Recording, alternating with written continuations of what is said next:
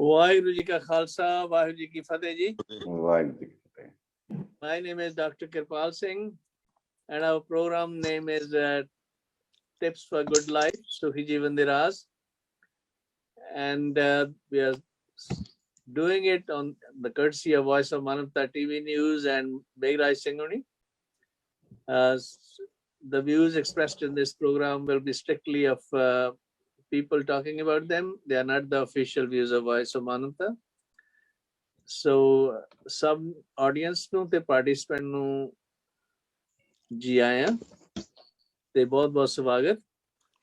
ਤੇ ਜੋ ਵੀ ਤੁਹਾਡਾ ਪਿਛੋਕੜ ਹੋਵੇ ਉਸ ਦਾ ਗ੍ਰੀਟਿੰਗ ਪ੍ਰਵਾਨ ਕਰਨਾ। ਵਾਹਿਗੁਰੂ ਜੀ ਕਾ ਖਾਲਸਾ, ਵਾਹਿਗੁਰੂ ਜੀ ਕੀ ਫਤਿਹ। ਰਾਮ ਰਾਮ, ਸਲਾਮ, ਨਮਸਤੇ, ਜੋ ਵੀ ਤੁਹਾਡਾ ਪਿਛੋਕੜ ਹੋਵੇ ਪ੍ਰਵਾਨ ਕਰਨਾ। ਤੇ please subscribe to this program if you're not already doing it. If you are doing it, thank you, and any other help will be appreciated too. So with me, we have our group of people: Dr. Gurvinder Singh Khalsa, Dr. Inderjeet Singh Basu, Jasveer Singh Bhatia, and some other people may join from time to time. Welcome. We've been talking about Guru Granth Sahib and its implications in our life, and we want to look at different aspects of Guru Granth Sahib, how it provides guidance to us in our daily living. Because after all, it's a really unique scripture in which not only the Bani of the Gurus is, but also many sages from all over India, they're included in it too. So, and it has multiple languages and people with multiple socioeconomic status in them. So it's really a very unique message given to promote equality and equal opportunity for all by our Gurus. It is a vision of Guru Nanak, which is translated into practical shape by Guru Arjan Dev Ji and the subsequent Gurus. So having said that, we have two recent festivals. One is Valentine Day, which just passed, and then yesterday was the Basant Panchami. And we want to learn a little bit more from people within our group to help us learn this background and how does it matter in the way of life. Gyani Sucha Singh Ji, welcome. Parminder Singh, welcome. I will like to start from Gyani Sucha Singh. ਸਾਨੂੰ enlighten ਕਰੋ ਜੀ, ਬਸੰਤ ਪੰਚਮੀ ਦਾ ਸਿੱਖ perspective ਕੀ ਹੈ, ਕਿਉਂ ਮਨਾਉਂਦੇ ਆ ਅਸੀਂ? ਵਾਹਿਗੁਰੂ ਜੀ ਕਾ ਖਾਲਸਾ, ਵਾਹਿਗੁਰੂ ਜੀ ਕੀ ਫਤਿਹ ਜੀ। ਦੇਖੋ ਜੀ, ਜਿਹੜਾ ਬਸੰਤ ਪੰਚਮੀ ਜਿਹੜਾ ਸ਼ਬਦ ਹੈ ਨਾ ਜੀ, ਬਸੰਤ ਪੰਚਮੀ, ਇਹ ਸਿੱਖਾਂ ਦਾ ਨਹੀਂ ਹੈਗਾ। ਅਸਲ ਚ ਇਹ ਤੇ ਜੀ ਸਰਸਵਤੀ ਪੂਜਾ ਦੇ ਨਾਲ ਰਿਲੇਟਡ ਹੈਗਾ, ਹਿੰਦੂ ਫੈਸਟੀਵਲ ਹੈ। ਹਾਂਜੀ। ਸੋ ਇਹ ਹਿੰਦੂ ਮਤ ਦੇ ਵਿੱਚ ਮਨਾਉਂਦੇ ਆ ਬਹੁਤ ਜ਼ੋਰ ਸ਼ੋਰ ਦੇ ਨਾਲ, ਖਾਸ ਕਰਕੇ ਬੰਗਾਲ ਦੇ ਲੋਕ ਸਰਸਵਤੀ ਪੂਜਾ ਉਹਨਾਂ ਦਿਨਾਂ ਚ ਕਰਦੇ ਆ। ਤੇ ਬਸੰਤ ਪੰਚਮੀ ਤੇ ਹੈ ਉਹਨਾਂ ਦਾ। ਤੇ ਸਾਡੇ ਗੁਰੂ ਮਹਾਰਾਜ ਜੀ ਨੇ ਜਿਹੜੇ ਬਸੰਤ ਰਾਗ ਦੇ ਵਿੱਚ ਨਾਲ ਪੂਰੇ ਦਾ ਪੂਰਾ ਰਾਗ ਹੀ ਬਸੰਤ, ਉਹਦੇ ਵਿੱਚ ਸਾਰੇ ਇਸ ਤਰ੍ਹਾਂ ਦੇ ਸ਼ਬਦ ਲਿਖ ਕੇ ਜਿਹੜੇ ਰੁੱਤ ਦੇ ਨਾਲ ਸੰਬੰਧਿਤ ਹੈਗੇ ਆ, ਉਹਨਾਂ ਦੇ ਰਾਹੀਂ ਸਾਨੂੰ ਦੱਸਿਆ ਹੈਗਾ ਕਿ ਜਿਹੜੀ ਸਿੱਖ ਦੇ ਵਾਸਤੇ ਬਸੰਤ ਕੀ ਹੈ। ਹੁਣ ਬਸੰਤ ਜਾਂ ਬਹਾਰ, ਇਹ ਜਿਹੜਾ ਮੌਸਮ ਹੈ, ਇੱਧਰ ਦੀ ਛੱਡ ਕੇ ਹਿੰਦੁਸਤਾਨ ਦੇ ਵਿੱਚ ਇਹਨਾਂ ਦਿਨਾਂ ਚ ਫੁੱਲ ਥੋੜੇ ਥੋੜੇ। ਅੱਛਾ, ਤੁਹਾਡੀ ਆਵਾਜ਼ ਥੋੜੀ ਉੱਚੀ ਹੋ ਸਕਦੀ ਹੈ, ਦੇਖੋ ਤਾਂ ਜਰਾ ਕਲੋਜ਼ ਹੋ ਕੇ। ਹਾਂਜੀ ਹਾਂਜੀ। ਸੋ ਜਿਹੜਾ ਜੀ ਬਸੰਤ ਹੈ ਨਾ, ਸੋ ਮੈਂ ਜਿਸ ਤਰ੍ਹਾਂ ਬੇਨਤੀ ਕਰ ਰਿਹਾ ਕਿ ਇਹ ਹੈਗਾ ਜੀ ਸਰਸਵਤੀ ਮਾਤਾ ਦੀ ਪੂਜਾ ਦੇ ਨਾਲ ਰਿਲੇਟਡ ਹਿੰਦੂ ਫੈਸਟੀਵਲ। ਤੇ ਸਿੱਖਾਂ ਦੇ ਵਿੱਚ ਜਿਹੜਾ ਹੈਗਾ ਉਹ ਹੈਗਾ ਸਿਰਫ ਬਸੰਤ ਪੰਚਮੀ ਨਹੀਂ। ਠੀਕ ਹੈ, ਉਸ ਪ੍ਰਭਾਵ ਜਿਹੜਾ ਹਿੰਦੂ ਮਤ ਦਾ ਪ੍ਰਭਾਵ ਹੈ ਉਹਦੇ ਅੰਡਰ ਅਸੀਂ ਕਹਿ ਦਿੰਦੇ ਬਸੰਤ ਪੰਚਮੀ ਹੈ। ਅੱਜ ਤੇ ਗੁਰਦੁਆਰੇ ਜਾਓ, ਅਦਰਵਾਈਜ਼ ਜਿਹੜਾ ਗੁਰੂ ਮਹਾਰਾਜ ਨੇ ਸਾਨੂੰ ਇਹਦਾ ਕਨਸੈਪਟ ਦਿੱਤਾ ਕਿ ਜਿਸ ਤਰ੍ਹਾਂ ਬਨਸਪਤੀ ਮੌਲਦੀ ਹੈ, ਸਾਰੀ ਸ੍ਰਿਸ਼ਟੀ ਮੌਲਦੀ ਹੈ ਇਹਨਾਂ ਦਿਨਾਂ ਦੇ ਵਿੱਚ ਹਿੰਦੁਸਤਾਨ ਦੇ ਵਿੱਚ। ਚਲੋ ਇੱਧਰ ਬਾਹਰਲੀ ਗੱਲ ਛੱਡ ਦਿਓ। ਤੇ ਉਹਦੇ ਨਾਲ, ਇਹ ਮੌਲਣ ਦੇ ਨਾਲ ਜਿਹੜਾ ਸਾਡੇ ਮਨ ਦਾ ਖੜਾਓ ਹੈ, ਉਹਦਾ ਰਿਲੇਸ਼ਨ ਬਣਾ ਕੇ ਗੁਰੂ ਮਹਾਰਾਜ ਜੀ ਅਨੇਕਾਂ ਹੀ ਸ਼ਬਦ ਉਚਾਰਨ ਕਰਦੇ ਆ। ਪੰਜਵੇਂ ਪਾਤਸ਼ਾਹ ਦੇ, ਤੀਜੇ ਪਾਤਸ਼ਾਹ ਦੇ, ਪਹਿਲੇ ਪਾਤਸ਼ਾਹ ਦੇ ਵੀ ਹੈਗੇ। ਫਿਰ ਤੀਜੇ ਪਾਤਸ਼ਾਹ ਜੀ ਦਾ ਸ਼ਬਦ ਹੈ ਨਾ ਜੀ, ਉਹ ਬਨਸਪਤ ਮੌਲੀ ਚੜਿਆ ਬਸੰਤ, ਇਹ ਮਨ ਮੌਲਿਆ ਸਤਿਗੁਰ ਸੰਗ। ਸੋ ਬਸੰਤ ਮੌਲਦੀ ਹੈ, ਠੀਕ ਹੈ ਜੀ। ਉਹਦੇ ਨਾਲ ਫੁੱਲ ਪੱਤੇ ਨਵੇਂ ਨਿਕਲਣੇ ਸ਼ੁਰੂ ਹੁੰਦੇ, ਕੁੰਬਲਾਂ ਆਉਂਦੀਆਂ, ਬੜਾ ਸੋਹਣਾ ਲੱਗਦਾ, ਬੜਾ ਸੋਹਣਾ ਲੱਗਦਾ। ਪਰ ਜਿਹੜਾ ਮਨ ਮੌਲਦਾ, ਜਿਹੜਾ ਮਨ ਦੇ ਅੰਦਰ ਖੜਾਓ ਜਾਂ ਖੁਸ਼ੀ ਪੈਦਾ ਹੋਣੀ ਹੈ, ਜਿਹੜਾ ਮਨ ਨੇ ਆਪਣੇ ਰੁਝੇਵਿਆਂ ਤੋਂ, ਰੋਜ਼ਮਰਾ ਦੀ ਜ਼ਿੰਦਗੀ ਦੇ ਰੁਝੇਵਿਆਂ ਤੋਂ ਹਟ ਕੇ ਜਿਹੜਾ ਆਨੰਦ ਮਾਣਨਾ ਹੈ ਨਾ, ਉਹਦੇ ਵਾਸਤੇ ਇਹਨੂੰ ਕੁਛ ਨਵੀਂ ਚੀਜ਼ ਦੇਖਣ ਦੇ ਵਾਸਤੇ ਚਾਹੀਦੀ ਹੈ। ਉਹ ਗੁਰੂ ਮਹਾਰਾਜ ਜੀ ਸਾਨੂੰ ਦੱਸ ਰਹੇ ਆ ਕਿ ਉਹ ਹੈਗੀ ਹੈ ਕਿ ਸਤਿਗੁਰੂ ਦੀ ਸੰਗਤ, ਸਤਿਗੁਰੂ ਦੀ ਸੰਗਤ ਦੇ ਨਾਲ ਮਿਲ ਕੇ ਇਹਨੇ ਉਹ ਆਨੰਦ ਮਾਣਨਾ। ਤੇ ਇਸ ਵਾਸਤੇ ਫਿਰ ਇਸੇ ਸ਼ਬਦ ਦੇ ਵਿੱਚ ਗੁਰੂ ਮਹਾਰਾਜ ਜੀ ਨੇ ਇੱਕ ਹੁਕਮ ਕੀਤਾ, ਤੁਮ ਸਾਚ ਧਿਆਵੋ ਮੁਗਧ ਮਨਾ, ਠੀਕ ਹੈ ਜੀ। ਮੁਗਧ ਮਨਾ, ਕਮਲਿਆ ਤੂੰ ਸੱਚ ਨੂੰ ਧਿਆ, ਪਰਮਾਤਮਾ ਨੂੰ ਧਿਆ। ਜੇ ਇਹੋ ਜਿਹਾ ਆਨੰਦ ਮਾਣਨਾ ਚਾਹਣਾ, ਤੁਮ ਸਾਚ ਧਿਆਵੋ ਮੁਗਧ ਮਨਾ, ਤਾਂ ਸੁਖ ਪਾਵੋ ਮੇਰੇ ਮਨਾ, ਤਾਂ ਤੈਨੂੰ ਆਤਮਿਕ ਸੁੱਖ ਮਿਲ ਸਕਦਾ। ਤਾਂ ਸਾਡੀ ਜਿਹੜੀ ਬਸੰਤ ਹੈ ਉਹ ਇਸ ਤਰੀਕੇ ਦੀ ਹੈ ਜੀ। ਸੋ ਮਤਲਬ ਹੋਰ ਕਈ ਸ਼ਬਦ ਹੈਗੇ ਜੀ, ਬਸੰਤ ਰਾਗ ਦੇ ਸ਼ਬਦ ਸਿਖਾਉਂਦੇ ਵੀ ਆ ਕਈ। ਉਹਦੇ ਚ ਹੈਗਾ, ਤੈਂ ਸਾਹਿਬ ਕੀ ਕਰਹਿ ਸੇਵ, ਪਰਮ ਸੁਖ ਪਾਵੈ ਆਤਮਦੇਵ। ਇਹ ਆਤਮਦੇਵ ਪਰਮ ਸੁਖ ਅਸੀਂ ਪਾ ਸਕਦੇ ਹਾਂ ਤੇਰੀ ਸੇਵਾ ਦੇ ਵਿੱਚੋਂ। ਤਾਂ ਇਹ ਸਾਡਾ ਜਿਹੜਾ ਬਸੰਤ ਦਾ ਕਨਸੈਪਟ ਹੈ ਨਾ ਜੀ, ਉਹ ਥੋੜਾ ਜਿਹਾ ਡਿਫਰੈਂਟ ਤਰੀਕੇ ਦਾ ਗੁਰੂ ਮਹਾਰਾਜ ਜੀ ਨੂੰ ਆਤਮਿਕ ਗਿਆਨ ਦੇ ਨਾਲ ਜੋੜ ਕੇ ਸਾਨੂੰ ਦੱਸਦੇ ਆ। ਤੇ ਰਾਗਾਂ ਦੇ ਵਿੱਚ ਵੀ ਦੱਸਿਆ। ਇਸ ਤਰ੍ਹਾਂ ਸ੍ਰੀ ਰਾਗ ਦੇ ਵਿੱਚ ਇੱਕ ਸ਼ਬਦ ਹੈ, ਹੁਣ ਸ੍ਰੀ ਰਾਗ ਨੂੰ ਸੰਗੀਤ ਦੇ ਵਿਦਵਾਨਾਂ ਨੇ ਪ੍ਰਮੁੱਖ ਰਾਗ ਮੰਨਿਆ ਜੀ। 6 ਰਾਗ ਹੈ, ਉਹਨਾਂ ਦੇ ਵਿੱਚੋਂ ਸਭ ਤੋਂ ਉੱਪਰ ਜਿਹੜਾ ਸ੍ਰੀ ਰਾਗ ਨੂੰ ਮੰਨਿਆ, ਗੁਰੂ ਮਹਾਰਾਜ ਜੀ ਨੇ ਗੁਰੂ ਗ੍ਰੰਥ ਸਾਹਿਬ ਦੇ ਸਭ ਤੋਂ ਪਹਿਲਾ ਸਥਾਨ ਉਹਨੂੰ ਦਿੱਤਾ ਹੈ। ਲੇਕਿਨ ਜਦੋਂ ਗੁਰੂ ਪਾਤਸ਼ਾਹ ਜੀ ਨੇ ਵਾਰ ਉਚਾਰਨ ਕੀਤੀ ਹੈ ਸ੍ਰੀ ਰਾਗ ਦੇ ਵਿੱਚ, ਉਹਦੇ ਵਿੱਚ ਇੱਕ ਬਚਨ ਆਉਂਦਾ ਹੈ, ਉਹਦੇ ਵਿੱਚ ਗੁਰੂ ਮਹਾਰਾਜ ਜੀ ਕਹਿੰਦੇ ਹੈ ਕਿ ਰਾਗਾਂ ਵਿੱਚ ਸ਼੍ਰੀ ਰਾਗ ਹੈ, ਪਰ ਜੇ ਸੱਚ ਤਰੇ ਪਿਆਰ। ਸੋ ਰਾਗਾਂ ਦੇ ਵਿੱਚ ਜੇ ਹੁਣ ਗੀਤ ਗਜ਼ਲਾਂ ਹੀ ਗਾਉਣੇ ਆ ਤੇ ਜਦੋਂ ਬੀਬੀਆਂ ਦੇ ਮੂੰਹ ਦੀਆਂ ਤਾਰੀਫਾਂ ਹੀ ਕਰਨੀਆਂ ਤੇ ਜਾਂ ਹੋਰ ਪਿੱਲੀਆਂ ਗੱਲਾਂ ਕਰਨੀਆਂ, ਉਹਦੇ ਵਿੱਚ ਰਾਗ ਦੀ ਮਹਾਨਤਾ ਨਹੀਂ ਬਣਦੀ ਹੁੰਦੀ। ਰਾਗ ਦੀ ਮਹਾਨਤਾ ਹੈਗੀ ਹੈ ਜੇਕਰ ਤੁਸੀਂ ਸੱਚ ਦੇ ਨਾਲ ਜੁੜੋਗੇ। ਸੋ ਇਹ ਇਸ ਤਰ੍ਹਾਂ ਦੇ ਹੋਰ ਵੀ ਕਈ ਵਿਚਾਰ ਹੈਗੇ। ਖੈਰ ਬਸੰਤ ਦੇ ਵਿੱਚ ਮੈਂ ਥੈਂਕ ਯੂ ਜੀ, ਥੈਂਕ ਯੂ ਫॉर ਇੰਟਰੋਡਿਊਸਿੰਗ। ਆਪ ਡਾਕਟਰ ਵਾਸੂ, ਤੁਸੀਂ ਦੱਸੋ ਆਪਣੇ ਵਿਚਾਰ ਬਸੰਤ ਬਾਬਤ। ਤੁਸੀਂ ਗੁਰਬਾਣੀ ਦੇ ਵਿੱਚ ਜਿਸ ਤਰ੍ਹਾਂ ਕਿ ਗਿਆਨੀ ਸੁੱਚਾ ਸਿੰਘ ਜੀ ਦੱਸ ਰਹੇ ਸੀ ਕਿ ਇਹਦਾ ਸੰਬੰਧ ਜਿਹੜਾ ਹੈ ਬਸੰਤ ਦਾ, ਉਹ ਮਨ ਦੀ ਬਸੰਤ ਦੇ ਨਾਲ ਸੰਬੰਧਿਤ ਹੈ। ਸਾਡੇ ਗੁਰੂ ਸਾਹਿਬ ਨੇ ਤਾਂ ਮੇਰੇ ਖਿਆਲ ਇੱਕ ਸ਼ਬਦ ਵਿੱਚ ਇਸ ਤਰ੍ਹਾਂ ਦੱਸਿਆ ਹੈ ਕਿ ਸਾਰਾ ਜੀਵਨ ਹੀ ਬਸੰਤ ਹੈ। ਜੀਵਨ ਨੂੰ ਬਸੰਤ ਬਣਾਉਣ ਲਈ ਜਿਸ ਤਰ੍ਹਾਂ ਗੁਰੂ ਸਾਹਿਬ ਨੇ ਕਿਹਾ ਹੈ, ਨਾਨਕ ਤਿਨਾ ਬਸੰਤ ਹੈ ਜਿਨ ਘਰ ਵਸਿਆ ਕੰਤ। ਜੀਵਨ ਤਾਂ ਬਸੰਤ ਬਣਨਾ ਹੈ ਜੇ ਘਰ ਵਿੱਚ ਜਿਹੜਾ ਪਤੀ ਪਰਮਾਤਮਾ ਹੈ ਉਹ ਵਸਿਆ ਹੋਇਆ। ਡਾਕਟਰ ਸਾਹਿਬ, ਜਿਹੜਾ ਵਸਿਆ ਹੋਇਆ ਨਾ, ਇਹਦੇ ਚ ਸ਼ਬਦ ਬੜੀ ਵੱਡੀ ਗੱਲ ਹੈ। ਜੇ ਘਰ ਵਿੱਚ ਉਹਨੇ ਵਸਣਾ ਤੇ ਘਰ ਚ ਇੱਕ ਚੀਜ਼, ਇੱਕ ਬੰਦੇ ਨਹੀਂ ਰਹਿਣਾ। ਘਰ ਚ ਦੋ ਬੰਦੇ, ਦੋ ਮਾਲਕ ਨਹੀਂ ਹੋ ਸਕਦੇ। ਇੱਕ ਘਰ ਸਾਡਾ ਹੁੰਦਾ, ਉਹਦੇ ਦੋ ਮਾਲਕ ਥੋੜੀ ਹੁੰਦੇ ਨੇ। ਤੇ ਜੇ ਹੁਣ ਘਰ ਜਿਹੜਾ ਉਹ ਪਰਮਾਤਮਾ ਪਤੀ ਨੂੰ ਦੇਤਾ ਜਿੰਨੇ, ਉਹਦੇ ਘਰ ਵਿੱਚ ਬਾਕੀ ਐਰਾ ਵਗੈਰਾ, ਨੱਥੂ ਖੈਰਾ, ਲੱਲਾ ਪੱਪਾ, ਨਿੱਕੜ ਸੁੱਕੜ ਸਭ ਖਤਮ ਹੋਣਾ, ਸਾਰਾ ਜਾਣਾ ਪੈਣਾ।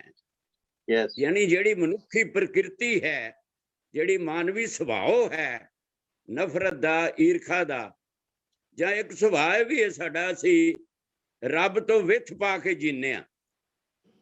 ਯਾਨੀ ਅਸੀਂ ਰੱਬ ਨੂੰ ਕੋਈ ਨਾਲ ਰੱਖ ਕੇ ਨਹੀਂ ਜੀਂਦੇ, ਜਦ ਕਿ ਗੁਰਬਾਣੀ ਚ ਆਇਆ ਵੀ ਗੁਰ ਮੇਰੇ ਸੰਗ ਸਦਾ ਹੈ ਨਾਲੇ।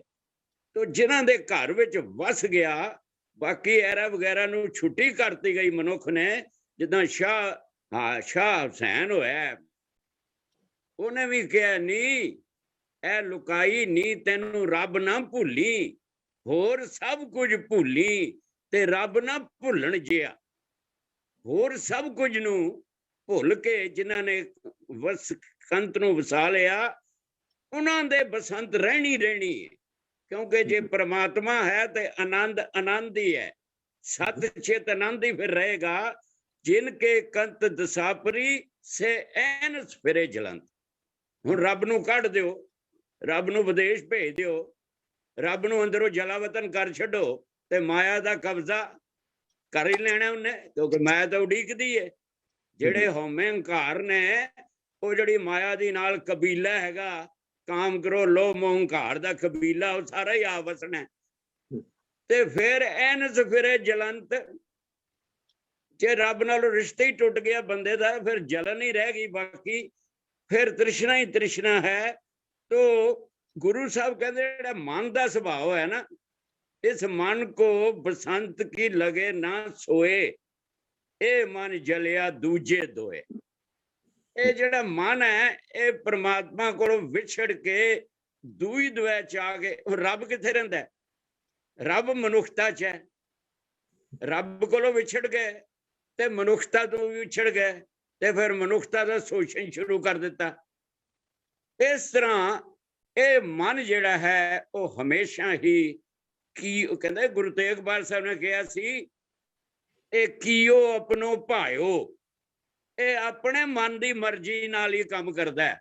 ਕਰਨਾ ਹੋ ਤਾਂ ਸੁਨਾ ਕੀਓ ਪਰਿਓ ਲੋਭ ਕੇ ਫੰਦ, ਨਾਨਕ ਸਮਿਓ ਰੰਗਿਓ ਆਪਕੋ ਰੋਬ ਤੰਦ।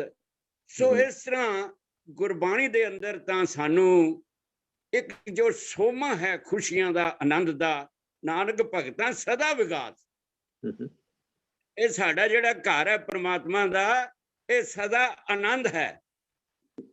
ਇਹ ਹਰਖ ਅਨੰਤ ਸੋਗ ਨਹੀਂ ਬੀਜਾ, ਸੋ ਘਰ ਗੁਰੂ ਨਾਨਕ ਕੋ ਦਿਆ। ਸਾਡਾ ਤਾਂ ਘਰ ਹੀ ਜਿਹੜਾ ਰੱਬ ਨੇ ਸਾਨੂੰ ਘਰ ਬਣਾ ਕੇ ਦਿੱਤਾ ਸਿੱਖ ਧਰਮ, ਇਹ ਤਾਂ ਹਰਖ ਅਨੰਤ। ਇਹ ਤਾਂ ਨਾ ਜੋ ਨਰ ਦੁੱਖ ਮੈਂ ਦੁੱਖ ਨਹੀਂ ਮਾਨੇ, ਸੁਖ ਸਨੇਹਰ ਭੈ ਨਹੀਂ ਜਾ ਕੇ ਕੰਚਨ ਮਾਟੀ ਮਾਨੇ।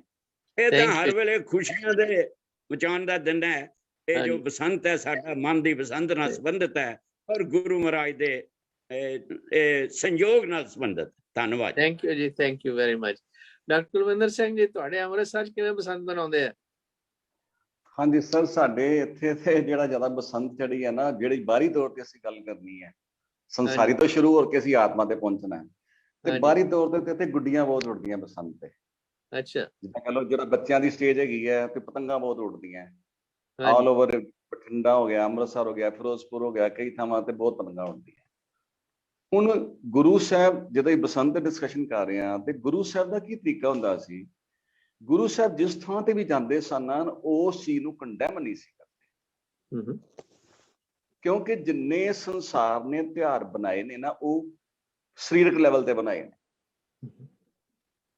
ਮੇਰੇ ਕਹਿਣ ਦਾ ਮਤਲਬ ਇਹ ਨਹੀਂ ਹੈ ਕਿ ਸਰੀਰਕ ਤੌਰ ਤੇ ਬਣੇ। ਐਕਚੁਅਲੀ ਹਰ ਤਿਉਹਾਰ ਦਾ ਪਿਛੋਕੜ ਜਿਹੜਾ ਹੈ ਹੋ ਸਕਦਾ ਧਾਰਮਿਕ ਹੋਵੇ, ਬੜੀ ਗੂੜੀ ਤਰ੍ਹਾਂ ਧਾਰਮਿਕ ਹੋਵੇ, ਪਰ ਅਸੀਂ ਲੋਕ ਹੌਲੀ ਹੌਲੀ ਉਸ ਆਤਮਿਕ ਤੇ ਮਾਨਸਿਕ ਪੱਧਰ ਨੂੰ ਭੁੱਲ ਜਾਂਦੇ ਆ। ਕਿਉਂ? ਸਾਡਾ ਆਪਣਾ ਪੱਧਰ ਆਤਮਿਕ ਤੇ ਮਾਨਸਿਕ ਘੱਟ ਹੁੰਦਾ ਹੈ, ਬਹੁਤਾਤ ਸਾਡਾ ਸਰੀਰਕ ਪੱਧਰ ਹੁੰਦਾ ਹੈ। ਅਸੀਂ ਉਹ ਤਿਉਹਾਰ ਨੂੰ ਕੇਵਲ ਤੇ ਕੇਵਲ ਸਰੀਰ ਦੇ ਨਾਲ ਜੋੜ ਦਿੰਦੇ ਹਾਂ, ਜਿੱਦਾਂ ਗੁੱਡੀਆਂ ਬਹੁਤ ਉੱਡਦੀਆਂ ਮੈਂ ਤੁਹਾਨੂੰ ਦੱਸਿਆ, ਠੀਕ ਹੈ। ਐਸੀ ਤਰ੍ਹਾਂ ਬਸੰਤ ਦੇ ਵਿੱਚ ਲੋਕੀ ਕੀ ਕਰਨਗੇ? ਫੁੱਲਾਂ ਨੂੰ ਦੇਖ ਕੇ ਖੁਸ਼ ਹੋਣਗੇ। ਫੁੱਲਾਂ ਨੂੰ ਦੇਖ ਕੇ ਖੁਸ਼ ਹੋਣਾ ਮਾੜੀ ਗੱਲ ਨਹੀਂ, ਲੇਕਿਨ ਗੁਰੂ ਸਾਹਿਬ ਨੇ ਉਪਦੇਸ਼ ਕੀ ਦਿੱਤਾ ਹੈ? ਜਿਸ ਤਰ੍ਹਾਂ ਡਾਕਟਰ ਵਾਸੂ ਜੀ ਨੇ, ਪ੍ਰੋਫੈਸਰ ਸੁੱਚਾ ਸਿੰਘ ਜੀ ਨੇ ਪਹਿਲਾਂ ਬਚਨ ਕੀਤੇ ਸਾਰੇ, ਤੁਸੀਂ ਵੀ ਡਾਕਟਰ ਸਾਹਿਬ ਕਿਹਾ ਕਿ ਨਾਨਕ ਤਿਨਾ ਬਸੰਤ ਹੈ। ਗੁਰੂ ਸਾਹਿਬ ਕਹਿੰਦੇ ਬਸੰਤ ਮਨਾਓ, ਬੜੀ ਚੰਗੀ ਗੱਲ ਹੈ, ਪਰ ਜਿਹੜੀ ਤੁਸੀਂ ਬਾਹਰੀ ਬਸੰਤ ਮਨਾ ਰਹੇ ਹੋ ਇਹ ਖੁਸ਼ੀ ਟੈਂਪਰੇਰੀ ਹੈ, ਇਹ ਕੁਛ ਪਲਾਂ ਦੀ ਖੁਸ਼ੀ ਹੈ, ਇਹ ਸਦੀਵੀ ਖੁਸ਼ੀ ਨਹੀਂ ਹੈਗੀ। ਕਿਉਂ? ਤੁਸੀਂ ਕੇਵਲ ਤੇ ਕੇਵਲ ਤਿਉਹਾਰ ਨੂੰ ਬਾਹਰੀ ਤੌਰ ਤੇ ਸਰੀਰਕ ਤੌਰ ਤੇ ਲਿਆ। ਸ਼ਬਦ ਪੜਿਆ ਸੀ, ਨਾਨਕ ਤਿਨਾ ਬਸੰਤ ਹੈ ਜਿਨ ਘਰ ਵਸਿਆ ਕੰਤ ਹੈ। ਉਹ ਕਹਿੰਦੇ ਗੁੱਡੀਆਂ ਡਾਲੀਆਂ ਤੁਸੀਂ, 2-4 ਮਿੰਟ ਦਾ ਸ਼ੁਗਲ ਮੇਲਾ ਹੋ ਗਿਆ, ਮਿਠਾਈਆਂ ਖਾ ਲੀਆਂ, 2-4 ਮਿੰਟ ਦਾ ਸ਼ੁਗਲ ਮੇਲਾ ਹੋ ਗਿਆ। ਪਰ ਜੇ ਸ਼ੁਗਲ ਮੇਲਾ ਹਮੇਸ਼ਾ ਵਾਸਤੇ ਜੀਣਾ ਚਾਹੁੰਦੇ ਹੋ, ਵੀ ਤੁਹਾਡੀ ਜ਼ਿੰਦਗੀ 'ਚ ਸਦਾ ਵਾਸਤੇ ਬਸੰਤ ਆਵੇ, ਤੇ ਉਹ ਕਦੋਂ ਆਏਗੀ? ਜਿਨ ਘਰ ਵਸਿਆ ਕੰਤ ਹੈ। ਜੇ ਸੁੱਖਾਂ ਦਾ ਦਾਤਾ ਜਿਹੜਾ ਹੈ ਨਾ, ਸਰਵ ਸੁੱਖਾਂ ਦਾ ਦਾਤਾ ਸਤਿਗੁਰ, ਤਾਂ ਕੀ ਸਰਨੀ ਪਾਈ ਹੈ। ਦਰਸ਼ਨ ਭੇਟਤ ਹੋਤ ਆਨੰਦਾ, ਦੁੱਖ ਗਿਆ ਹਰ ਗਈ। ਸੋ ਜਿਹੜੇ ਸੁੱਖਾਂ ਦਾ ਦਾਤਾ ਹੈ, ਬਸੰਤ ਦਾ ਦਾਤਾ ਜਿਹੜਾ ਪ੍ਰਮਾਤਮਾ, ਉਹਦੇ ਨਾਲ ਜੁੜੋ। ਜੇ ਨਹੀਂ ਜੁੜੋਗੇ ਤੇ ਜਿੰਨੀਆਂ ਮਰਜ਼ੀ ਗੁੱਡੀਆਂ ਡਾਲੋ। ਅਗਲੀ ਪੰਕਤੀ ਹੈਗੀ ਹੈ, ਜਿਨ ਕੇ ਕੰਤ ਦਿਸਾਪੁਰੀ। ਤੇ ਜੇ ਕੰਤ ਤੋਂ ਤੁਸੀਂ ਵਿਛੜੇ ਹੋਏ ਹੋ, ਕੰਤ ਤੋਂ ਦੂਰ ਹੋ, ਤੇ ਫਿਰ ਉਹ ਕਹਿੰਦੇ ਬਸੰਤ ਦੇ ਵਿੱਚ ਵੀ ਤੁਸੀਂ ਦਿਨ ਤੇ ਰਾਤ ਹਰ ਮੋਮੈਂਟ ਤੁਸੀਂ ਸੜ ਰਹੇ ਹੋ, ਮਾਇਆ ਦੀ ਅੱਗ ਦੇ ਵਿੱਚ, ਹਉਮੈ ਦੀ ਅੱਗ ਦੇ ਵਿੱਚ। ਹਾਂਜੀ, ਥੈਂਕ ਯੂ। ਹਾਂਜੀ, ਥੈਂਕ ਯੂ ਜੀ। ਸੋ ਬਾਹਰਲੇ ਜਿਹੜੇ ਗੱਲਾਂ ਨੇ ਵੀ ਪੱਗਾਂ ਬਜਾ ਲਓ, ਬੰਨ ਲੀਆਂ, ਮਸਟਰਡ ਹੋ ਗਈ, ਸਰੋਂ ਦਾ ਸਾਗ ਹੋ ਗਿਆ ਹੈ ਜੀ, ਤੇ ਲੱਡੂ ਹੋ ਗਏ ਪੀਲੇ, ਚੌਲ ਹੋ ਗਏ। ਇਹ ਤਾਂ ਗੱਲਾਂ ਜਿਹੜੀਆਂ ਨੇ ਐਵੇਂ ਦੁਨਿਆਵੀ ਤਰੀਕੇ ਹੀ ਨੇ, ਪਰ ਅਸਲੀ ਤਾਂ ਜਿਹੜੀ ਬਸੰਤ ਹੈ ਉਹ ਵਾਹਿਗੁਰੂ ਦੇ ਨਾਲ ਜੁੜਨ ਵਾਲੀ ਆ, ਉਹ ਵੀ ਸਤਿਗੁਰੂ ਦੇ ਨਾਲ ਐਕਚੁਅਲੀ ਜੁੜਨ ਵਾਲਾ, ਕਿ ਉਹ ਸਤਿਗੁਰੂ ਤੋਂ ਬਗੈਰ ਵਾਹਿਗੁਰੂ ਨਾਲ ਨਹੀਂ ਜੁੜਿਆ ਜਾ ਸਕਦਾ। ਹਾਂਜੀ, ਗੁਰਪ੍ਰਸਾਦ ਬਗੈਰ ਤਾਂ ਇਹ ਗੱਲ ਹੀ ਨਹੀਂ ਵਰਦੀ ਵਾਹਿਗੁਰੂ ਨਾਲ ਜੁੜਨ ਦੀ, ਚਾਹੇ ਉੱਥੋਂ ਜਿਵੇਂ ਬੰਦਾ ਮਰਜ਼ੀ ਕਹੀ ਜਾਵੇ। ਹਾਂਜੀ, ਤਾਂ ਹੀ ਉਹ ਮਹਾਰਾਜ ਕਹਿੰਦੇ ਆ ਆਨੰਦ ਪਾਇਆ ਮੇਰੀ ਮਾਏ ਸਤਿਗੁਰੂ ਮੈਂ ਪਾਇਆ।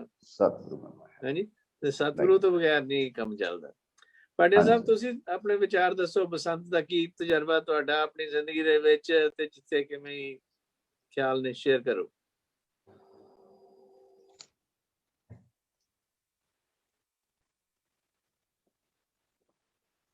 ਤੁਹਾਡੀ ਆਵਾਜ਼ ਨਹੀਂ ਸੁਣ ਰਹੀ, ਤੁਸੀਂ ਅਨਮਿਊਟ ਕਰੋ ਆਪਣੇ ਆਪ ਨੂੰ। ਹਾਂਜੀ ਹਾਂਜੀ ਹਾਂਜੀ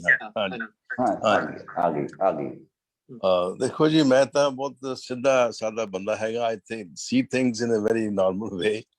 ਜਿੱਥੇ ਤੱਕ ਗੁਰਬਾਣੀ ਦਾ ਹਿਸਾਬ ਹੈ ਜੀ, ਸਾਰੀ ਗੁਰਬਾਣੀ ਚ ਭਾਵੇਂ ਇੱਕ ਬਸੰਤ ਹੈ, ਭਾਵੇਂ ਸਰਦੀ ਹੈ, ਭਾਵੇਂ ਗਰਮੀ ਹੈ, ਭਾਵੇਂ 12 ਮਾਹ ਹੈਗੇ, ਸਾਰਿਆਂ ਦਾ ਮੈਸੇਜ ਇੱਕੋ ਹੀ ਹੈ।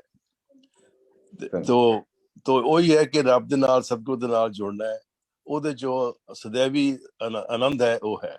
ਲੇਕਿਨ ਸਵਾਲ ਇਹ ਪੈਦਾ ਹੁੰਦਾ ਹੈ ਕਿ ਅੱਜ should we stop living? Should we just sit day light the whole day night, ਕੁਛ ਇਹ ਹੋਰ ਨਾ ਕਰੀਏ ਕੁਛ? ਸੋ ਇਨਸਾਨ ਦਾ ਖੇਡਣ ਕੁੱਦਣ ਵੀ ਮਨ ਕੇ ਚਾਹੋ ਨੇ, ਇਹ ਵੀ ਇਨਸਾਨ ਦਾ ਫਿਤਰਤ ਹੈ। To live life, we are born and then we have to die after some time. This is a game of life. Guru Sahib ਨੇ ਕਿਹਾ ਹੈਗਾ ਵੀ ਪਵਨ ਗੁਰੂ ਪਾਣੀ ਪਿਤਾ ਮਾਤਾ ਧਰਤ ਮਾਤ, ਦਿਵਸ ਰਾਤ ਕੋਈ ਖਾਏਗਾ, ਖੇਲੇ ਸਗਲ ਜਗਤ। ਇਹ ਖੇਡ ਵੀ ਤਾਂ ਹੈ ਨਾਲ ਇਹਦੇ। ਤਾਂ ਇਸ ਕਰਕੇ ਅਸਾਂ ਦੋਵੇਂ ਖੇਡਾਂ ਖੇਡਣੀਆਂ ਨੇ, ਲੇਕਿਨ at the same time ਸਾਨੂੰ ਜੋ ਅਕਾਲ ਪੁਰਖ ਹੈ ਉਸ ਨੂੰ ਭੁੱਲਣਾ ਨਹੀਂ ਚਾਹੀਦਾ। That's the prime. ਸੋ ਇਹ ਗੱਲ ਨਹੀਂ ਵੀ ਅਸੀਂ ਗੁੱਡੀ ਚੜਾਣੀ ਛੱਡ ਦਈਏ ਜਾਂ ਅਸੀਂ ਚੌਲ ਖਾਣੇ ਬੰਦ ਕਰ ਦਈਏ ਜਾਂ ਸਾਡੀ ਪੁਆਇੰਟ। ਅਸੀਂ ਤਾਂ ਇੰਨਾ ਜਾਣਦੇ ਗੁੱਡੀ, ਅਸੀਂ ਗੁੱਡੀਆਂ ਦਾ ਬੜਾ ਮਾਂਝਾ ਲਗਾ ਕੇ ਲੁਧਿਆਣੇ ਆਪਣੇ ਡੋਰ ਲਿਆ ਕੇ ਸ਼ੀਸ਼ੇ ਦਾ ਮਾਂਝਾ ਲਗਾ ਕੇ ਅਸੀਂ ਉਹ ਡੋਰ ਬਣਾਉਂਦੇ ਸੀ, ਪਤੰਗ ਉਡਾਉਂਦੇ ਸੀ, ਕੋਈ ਕੱਟ ਜਾਂਦੀ ਕੋਈ ਕੱਟਦੇ ਸੀ। So this is life. We have to live both lives together. We can't dissociate one with the other. That's my point. Yeah, that's a good point actually. Right. Bhai Sahib, ਭਾਈ ਸੁੱਚਾ ਸਿੰਘ ਜੀ, ਇੱਕ ਭਾਗ ਨਾਮਦੇਵ ਦਾ ਵੀ ਸ਼ਬਦ ਵੀ ਆਉਂਦਾ ਨਾ, ਜਿੱਥੇ ਉਹ ਕਹਿੰਦੇ ਆ ਗੁੱਡੀ ਲੋਕ ਪਤੰਗ ਉਡਾ ਰਹੇ ਆ ਤੇ ਉਹਨਾਂ ਦਾ ਧਿਆਨ ਜਿਹੜਾ ਹੈਗਾ ਇੱਕੋ ਇਸ ਤਰ੍ਹਾਂ ਦਾ ਸ਼ਬਦ ਆਉਂਦਾ ਹੈ ਜੀ। ਉਹ ਹੈਗਾ ਨੀਲੇ ਕਾਗਜ਼ ਨੀਲੇ ਗੁੱਡੀ ਡੋਰੀ ਰਾਖੀ ਵਾਲੇ। ਸੋ ਮੈਸੇਜ ਰਾਮਨਾਮਾ ਬੇਦੀ ਵਾਲੇ ਜੈਸੇ ਕਾਨਿਕ ਕਲਾ ਚਿਤ ਮੰਡੀ ਵਾਲੇ। ਹਾਂਜੀ, ਸੋ ਵੈਸੇ ਸਿੱਖੀ ਦਾ ਤਾਂ ਮੈਸੇਜ ਜਿਵੇਂ ਤੁਸੀਂ ਅੱਗੇ ਵੀ ਦੱਸਦੇ ਆ ਉਹੀ ਹੈ, ਹੱਸਦਿਆਂ ਖਿਲਾਉਂਦਿਆਂ। ਉਹਦੇ ਬਾਬਤ ਵਿਚਾਰ ਦੱਸੋ। ਹਾਂਜੀ ਜੀ ਸਰ, ਦੇਖੋ ਇਸ ਤਰ੍ਹਾਂ ਜੀ ਕਿ ਬੜੀ ਸੋਹਣੀ ਵਿਚਾਰ ਚੱਲ ਰਹੀ ਹੈ, ਸਾਰਿਆਂ ਦੇ ਖਿਆਲ ਬੜੇ ਕਮਾਲ ਦੇ ਆ ਜੀ। ਸੋ ਬਹੁਤ ਕੁਝ ਸਿੱਖਣ ਵਾਸਤੇ ਮਿਲਦਾ ਸਾਰਿਆਂ ਕੋਲ। ਠੀਕ ਹੈ ਜੀ।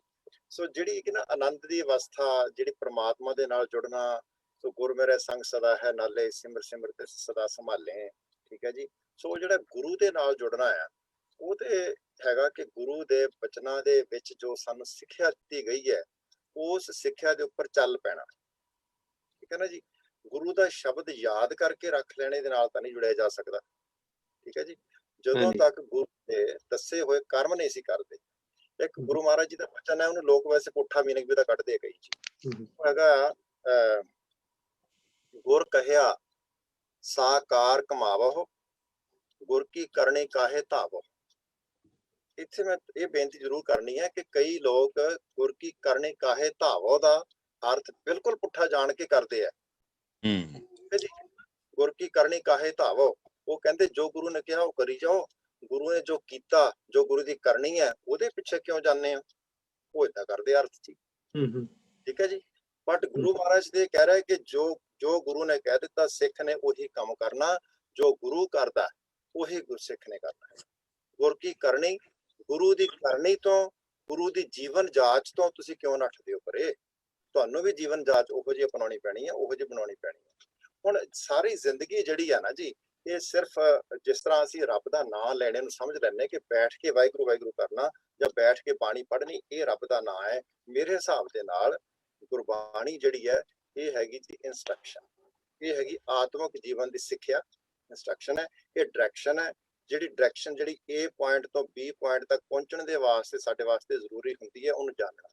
ਚਾਹੇ ਉਹਨੂੰ ਲਿਖ ਕੇ ਪੜ੍ਹ ਲਓ, ਲਿਖ ਕੇ ਨਾਲ ਰੱਖ ਲਓ, ਚਾਹੇ ਉਹਨੂੰ ਯਾਦ ਕਰ ਲਓ, ਠੀਕ ਹੈ ਜੀ, ਕਿਸੇ ਵੀ ਤਰ੍ਹਾਂ। ਲੇਕਿਨ ਤੁਹਾਡਾ ਜਿਹੜਾ ਮਕਸਦ ਹੈ ਉਹ ਹੈਗਾ ਆ ਇੱਕ ਇਨਸਾਨ ਦੇ ਲੈਵਲ ਤੋਂ ਪਰਮਾਤਮਾ ਦੇ ਲੈਵਲ ਤੱਕ ਪਹੁੰਚਣਾ। ਹਾਂਜੀ, ਮੈਂ ਅਕਸਰ ਕਹਿੰਦਾ ਹੁੰਦਾ ਜੀ, ਕਈ ਵਾਰੀ ਸੰਗਤ ਦੇ ਵਿੱਚ ਬੇਨਤੀ ਕਰਦਾ ਜੀ ਕਿ ਇਹ ਹੈਗਾ ਆਪਣੀ ਕੈਮਿਸਟਰੀ ਨੂੰ ਪਰਮਾਤਮਾ ਦੀ ਕੈਮਿਸਟਰੀ ਦੇ ਨਾਲ ਮਿਲਾਉਣਾ।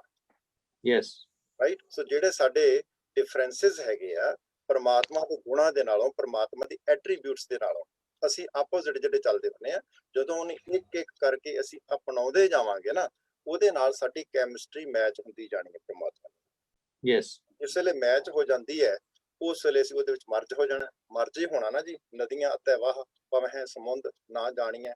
ਖੇਡ ਤੇ ਇੰਨੀ ਹੈ ਸਾਰੀ, ਬੜੀ ਸਿੰਪਲ, ਕਿ ਨਦੀਆਂ ਨਾਲ ਜਿਹੜੇ ਆ ਜਦੋਂ ਪਾਣੀ ਦੇ ਵਿੱਚ ਸਮੁੰਦਰ ਦੇ ਵਿੱਚ ਡਿੱਗਦੇ ਆ, ਉਸ ਤੋਂ ਡਿੱਗਣ ਤੇ ਨਾਲ ਹੀ ਨਾਲ ਉਹਨਾਂ ਦਾ ਆਪਣਾ ਵਜੂਦ ਪੂਰੀ ਤਰ੍ਹਾਂ ਖਤਮ ਹੁੰਦਾ ਹੈ, ਪੂਰੀ ਤਰ੍ਹਾਂ ਖਤਮ ਹੁੰਦਾ ਹੈ। ਉਸ ਤੋਂ ਬਾਅਦ ਕੋਈ ਨਾਮ ਰਹਿ ਜਾਂਦਾ ਕਿ ਕਿਹੜੇ ਦਰਿਆ ਦਾ ਪਾਣੀ ਹੈ ਜੀ, ਆਹ ਕਿਹੜੇ ਦਰਿਆ ਦਾ ਪਾਣੀ ਹੈ, ਸਮੁੰਦਰ ਦਾ ਪਾਣੀ ਰਹਿ ਜਾਂਦਾ। ਤੇ ਇਸੇ ਤਰ੍ਹਾਂ ਹੀ ਗੁਰੂ ਦੇ ਸਿੱਖ ਨੇ ਗੁਰੂ ਦੀ ਸਿੱਖਿਆ ਲੈ ਕੇ ਪਰਮਾਤਮਾ ਦੇ ਵਿੱਚ ਮਰਜ ਹੋਣਾ ਹੈ ਜੀ। ਤੇ ਇਹਨੂੰ ਤੇ ਗੁਰੂ ਦੀ ਸਿੱਖਿਆ ਅਸੀਂ ਕਹਿੰਦੇ ਹਾਂ। ਇਸੇ ਤਰ੍ਹਾਂ ਜਦੋਂ ਪਰਮਾਤਮਾ ਦੇ ਗੁਣਾਂ ਨੂੰ ਗ੍ਰਹਿਣ ਕਰਨਾ ਹੈ ਤੇ ਪਰਮਾਤਮਾ ਵਰਗੇ ਹੋਣਾ, ਪਰਮਾਤਮਾ ਦੇ ਨਾਲ ਆਪਣੀ ਕੈਮਿਸਟਰੀ ਮੈਚ ਕਰਨੀ ਹੈ। ਤੇ ਉਹ ਚਾਹੇ ਸਾਨੂੰ ਗੁਰੂ ਮਹਾਰਾਜ ਜੀ ਬਸੰਤ ਦੇ ਰਾਹੀਂ ਦੱਸ ਦੇਣ, ਚਾਹੇ ਕਿਸੇ ਹੋਰ ਰੁੱਤ ਦੇ ਰਾਹੀਂ ਦੱਸ ਦੇਣ, ਜੇਠ ਕਾਮ, ਉਹ ਸਾਰਾ ਜੇਠ ਜੁੜਨ ਦਾ ਲੋੜੀ ਹੈ ਹਨਾ ਜੀ, ਸਾਵਣ ਸਰਸੀ ਕਾਮਣੀ। ਸੋ ਸਾਰੇ ਸ਼ਬਦਾਂ ਦੇ ਵਿੱਚ ਗੁਰੂ ਮਹਾਰਾਜ ਜੀ ਇੱਕੋ ਹੀ ਗੱਲ ਦੱਸਦੇ ਵਾਰ-ਵਾਰ, ਪਰ ਸਮਝ ਜਿਹੜੀ ਹੈ ਸਮਝ ਆਉਂਦੀ ਹੈ ਅੱਡ-ਅੱਡ ਸ਼ਬਦਾਂ ਦੀ, ਅੱਡ-ਅੱਡ ਬੰਦੇ ਨੂੰ, ਉਹ ਬੈਕਗ੍ਰਾਉਂਡ ਦੇ ਹਿਸਾਬ ਦੇ ਨਾਲ। That's very true. ਨਾਲੇ ਦੇਖੋ ਜੀ, ਜਿਹੜੀ ਹੈਗੀ ਆ, ਜਿਵੇਂ ਕਹਿੰਦੇ ਆ ਨਦੀਆਂ ਨਾਲੇ, ਜਿਵੇਂ ਤੁਸੀਂ ਕਿਹਾ ਓਸ਼ਨ 'ਚ ਪੈ ਗਏ, ਓਸ਼ਨ ਦਾ ਰੂਪ ਬਣ ਗਏ। ਇੱਕ ਗੁਰੂ ਅਮਰਦਾਸ ਜੀ ਦਾ ਸ਼ਬਦ ਆਉਂਦਾ ਆ ਕਿ ਜਿੰਨੇ ਵੀ ਨਦੀਆਂ ਨਾਲੇ ਹੁੰਦੇ ਆ ਗੰਗਾ ਦੇ ਵਿੱਚ ਚਲ ਜਾਂਦੇ ਆ, ਗੰਗਾ ਦਾ ਰੂਪ ਹੀ ਬਣ ਜਾਂਦੇ ਨੇ। ਸੁਰਸਰੀ ਮਿਲਤ ਪਵਿੱਤਰ ਪਾਵਨ ਹੋ ਜਾਏ, ਕੁਛ ਇਸ ਤਰ੍ਹਾਂ ਸ਼ਬਦ ਹੈਗਾ। ਹਾਂਜੀ, ਤੇ ਇਸੇ ਤਰ੍ਹਾਂ ਜਿਹੜਾ ਖਾਲਸਾ ਪੰਥ ਮਹਾਰਾਜ ਨੇ ਸਾਜਿਆ, ਸਾਰੇ ਜਿਹੜੇ ਨੇ ਵਿੱਚ ਰਲਾਤੇ, ਸਾਰੇ ਉਹ ਜਿਹੜੇ ਨੇ ਉਹ ਖਾਲਸਾ ਬਣ ਗਏ। ਹਾਂਜੀ, ਉਹਨਾਂ ਚਾਹੇ ਜਿਹੜੇ ਵੀ ਕਿਸੇ ਪਿਛੋਕੜ ਦੇ ਵਿੱਚੋਂ ਵੀ ਕਿਉਂ ਨਹੀਂ ਬੰਦੇ ਆਏ। ਸੋ ਸਾਡੇ ਲਈ ਜਿਹੜੇ ਸਾਡੇ ਗੁਰੂ ਨੇ ਇੱਕ ਰੋਲ ਮਾਡਲ ਨੇ। ਹਾਂਜੀ, ਉਹਨਾਂ ਦੇ ਜਿਹੜੀ ਬਾਣੀ ਆ, ਉਹਨਾਂ ਦੇ ਸਿਧਾਂਤ ਜਿਹੜੇ ਅਸੀਂ ਜੋ ਸਮਝਣੇ ਨੇ, ਤਾਂ ਸਾਨੂੰ ਉਹਨਾਂ ਦੀ ਲਾਈਫ ਤੋਂ ਸਬਕ ਲੈਣੇ ਪੈਣੇ ਨੇ। ਕੋਈ ਉਹ ਆਪ ਕਿਵੇਂ ਕਰਦੇ ਸੀਗੇ। ਤੇ ਕਈ ਵਾਰੀ ਲੋਕ ਇਹ ਕਹਿੰਦੇ ਸਾਖੀਆਂ ਸੱਚੀਆਂ ਜਾਂ ਝੂਠੀਆਂ। ਮੈਂ ਇਹ ਅਰਜ਼ ਕਰਦਾ ਹੁੰਦਾ ਕਿ ਵੀ ਸੱਚੀ ਝੂਠੀ ਦੀ ਗੱਲ ਨਹੀਂ ਹੈ, ਗੱਲ ਇਹ ਹੈ ਕਿ ਸਾਨੂੰ ਸਬਕ ਕੀ ਮਿਲਦਾ।